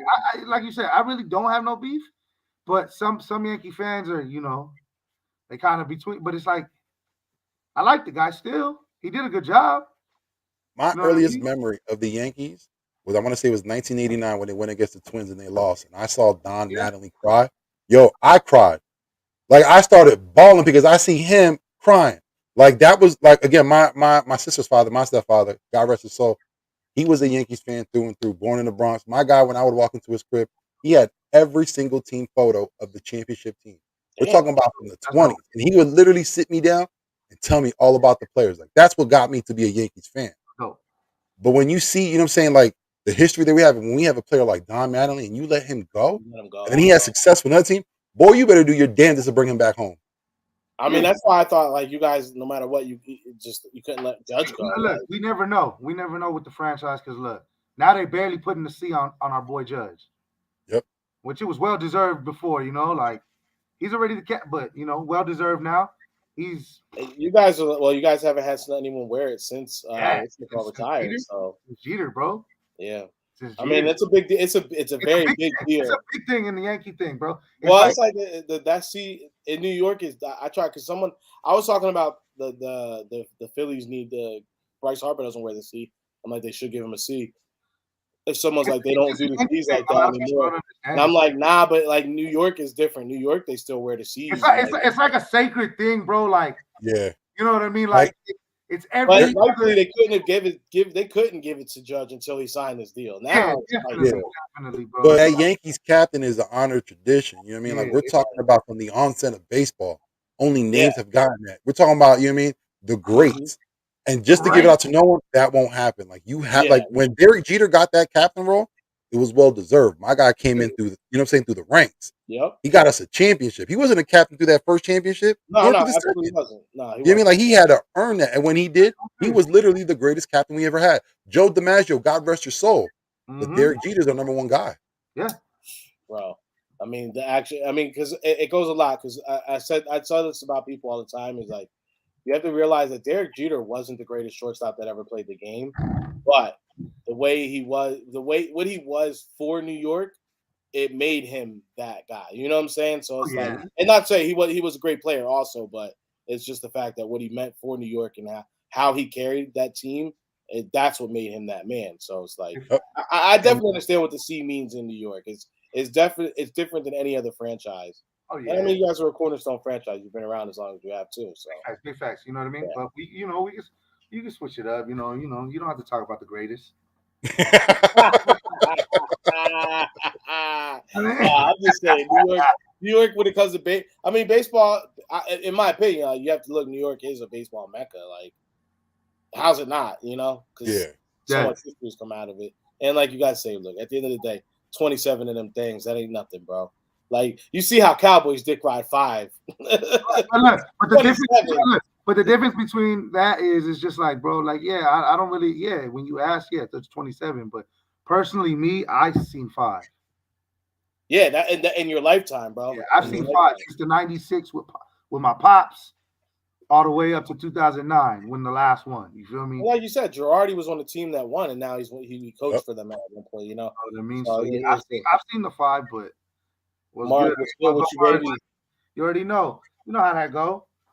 Shoot, man. You know, but at the risk of this turning into a Yankees podcast, I'm sorry. Let me get you guys' last minute thoughts, man. So, boom, vibes are great. Team's getting the bye. Give me your prediction, Vic. How you feel like this thing's gonna go? I think for our first game back, whoever we play against. What we doing, man? We going to the Super Bowl or what, bro? Oh yeah, well listen, with the moves that were made, that's the only thing we got going for us right now. Again, like Jalen said, the job isn't finished. We have one goal. It isn't to win any kind of individual awards. It isn't trying to win, number one seed. It's to win the Super Bowl. Point blank, period. Nothing else matters but that. And I think the team has that mindset.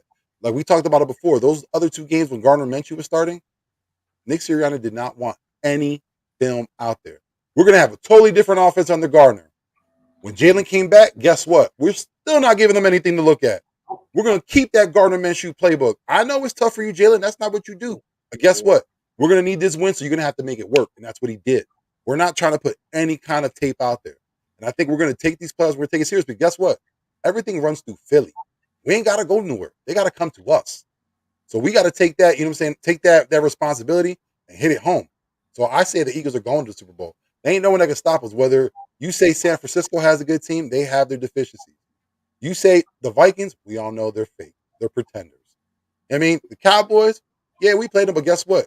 We didn't play them with Jalen. And I know Jalen still has some feeling about what Michael Parsons said. And I know Jalen wants to run it down his throat. But I'm going to take the Eagles all day. Let's go. Hey, straight up. Twizzy, what's going on? You know who I'm taking. You see the flag in the background. Let's go Birds or go home, baby. You know what I mean? Like, it's running through Philly. I mean, I honestly, at the end of the day, I don't give a fuck who we play. But it's running through Philly. We're going to do what we got to do. Jalen got 2 weeks off. Lane coming back. CJ back. We got everybody back but Avante. So, I mean, it's really like that offense. And he might come back, too. You never know. He might. Good question, though, and I know this has been brought up before. I don't know if y'all talked about it, though, but should we get the strap? He's been out there. He's been talking about he got his jerseys. He's ready. Me and Twizzy talked about it. Twizzy was like, Twizzy said bring him. I said let him sit on the couch. Bro. I like him. He was there. Look, hey, what did he do the first play in New Orleans? I mean, look, man, look. From a like how CJ DJ has that swag about him, and like he's a get in your face kind of guy. I think he's got that about him, but I just don't think I think the skill. I think we have better guys at the position currently. Guys are coming back healthy now. No. Brady gonna send that ass. I think Brady's definitely sending them. We could have used them, but now we good. We kind of better now. You know, we solid. But yeah, I think everything went through Philly. I think we're gonna be in AZ. You know what I mean? I could be biased, but hey, no, bros go Birds, baby. I'm leaving here with something. You know what I mean? I'm from around the way. I'm leaving with something. I mean, You feel me? What Hey, you look, think, brother, Quizzy? this season to me it's predicated on us taking the Super Bowl and winning it all. Like, you have to do it because the 14 wins means nothing. Jalen almost having an MVP season means nothing. AJ and Devontae looking as great as they have means nothing. If you don't win the Super Bowl, this will be a team that sadly is forgotten about. It's just We beat Dallas. Yeah, we're Dallas, bro. We're a great regular season team. If you don't get it done in the postseason, then it doesn't matter. And if you don't, Especially, bro, I mean, you got a lot on and you do have a lot on your shoulders. The last two teams that have gone and been in this position have gone on to go to the Super Bowl. Whether, one won it and the other one didn't. Eagles in 2018, if you don't know. Yeah. So you got to get it done. And I think, look, man, I think this team is primed to do it, bro. Hurts ain't going to let nobody's egos or big. Like, it's crazy, right? There's those 2 weeks when Jalen was out, you kind of saw sweat. I mean, you kind of saw AJ kind of like looking at Gardner funny, kind of like said, it wasn't my fault. You saw a big play Slay kind of throwing not my fault, throwing guys under the bus. Jalen came back. Nobody You ain't got my man around it. But soon, the captain doesn't let that happen. You know what I'm saying? Like you said, he's the temperature. He is the system. You know what I'm saying? He's the thermostat. We're going to be good, bro. He's gonna make sure they're good, bro. So we're going to be good, bro. I feel like we're going to be good. We solid, bro. The one thing I love about having Jalen Hurts is when he's in a game and he knows that maybe he doesn't have a receiver downfield, or maybe his third option isn't open. Use them legs and get him that first down or get him that touchdown. Them legs churn like butter. You know what I'm saying? Like his mentality is keep the eyes downfield. Mm-hmm. But if there ain't no one in front of me, it's only open real estate that I got to take up. And it's different because when you saw Gardner there, there was times where we saw it looked like he might have opportunity to run. That boy really not fast. Jalen's really, really fast. Really, really fast. Like really, really fast. Like really fast. We saw the difference in the play. So now I think our boys, they're coming for it all. So that's my last thought. Twizzy, what's your last thoughts? Oh, you already heard it. We good. We winning it. That's it. I ain't got really nothing. Vic, how you feeling? Last thought to the pod before we end it out here. I would say, and listen, man, I appreciate y'all for bringing me on. Thank you so much. Had a great time. But I want all these Eagles fans to know that, again, like Jalen said, the job's not done. These guys still have a goal to achieve, and that is the Super Bowl. For all you Cowboys fans out there, shut up. We're talking about 26 years of nothing. Stop it. Let them know. Hey, and on that note, baby, you already know. Fly Eagles Fly. This has been a Swoop Boys exclusive. We appreciate y'all. Like, subscribe. We appreciate you, Vic, for stopping by. And hey, man, we're gonna holler at y'all. You're gonna be seeing us. Make sure you stop. Well, this week, I don't know. We definitely got Swoop Boys tomorrow. That's gonna be a show for sure. You didn't even touch up on the show real quick. You know what I mean? The BMS. Oh yeah, yes. Hey, we definitely gonna be talking more about. Yeah, we got all about the bingeables. We got to talk more about that. You know what I'm saying? So we got, me and Twizzy, we talk about it all. So we're gonna get it on next time. So next Tuesday, we'll have two episodes to talk about, but we got an off season, or we got an off week this week, so we're gonna be able to fill that up with all that talk. So you know what I'm saying? Make sure y'all check that out. You know what I'm saying? Boom, Coach's Corner is definitely gonna be making a comeback in the next couple weeks. That's always good. That's gonna be play-by-play breakdowns by our one and only coach. You know what I'm saying? King, he got something special coming for y'all too real soon. And you know what I'm saying? Hey, look, man, we're growing. The network is growing now. You know what I'm saying? You're starting to see a lot of pieces coming into play. And it's definitely becoming a swoop world, But on that note, y'all, we appreciate y'all. Like, subscribe. Vic, appreciate you stopping by. We're gonna holler at y'all later. Hey, yo, Pop. Hey, Papi. Hey, Papi. Hey, yo, Papi. What's poppin', B? Hey, Papi. Hey, Papi. Hey, Papi. Hey, Papi. Papi. Que pasa, mi primo?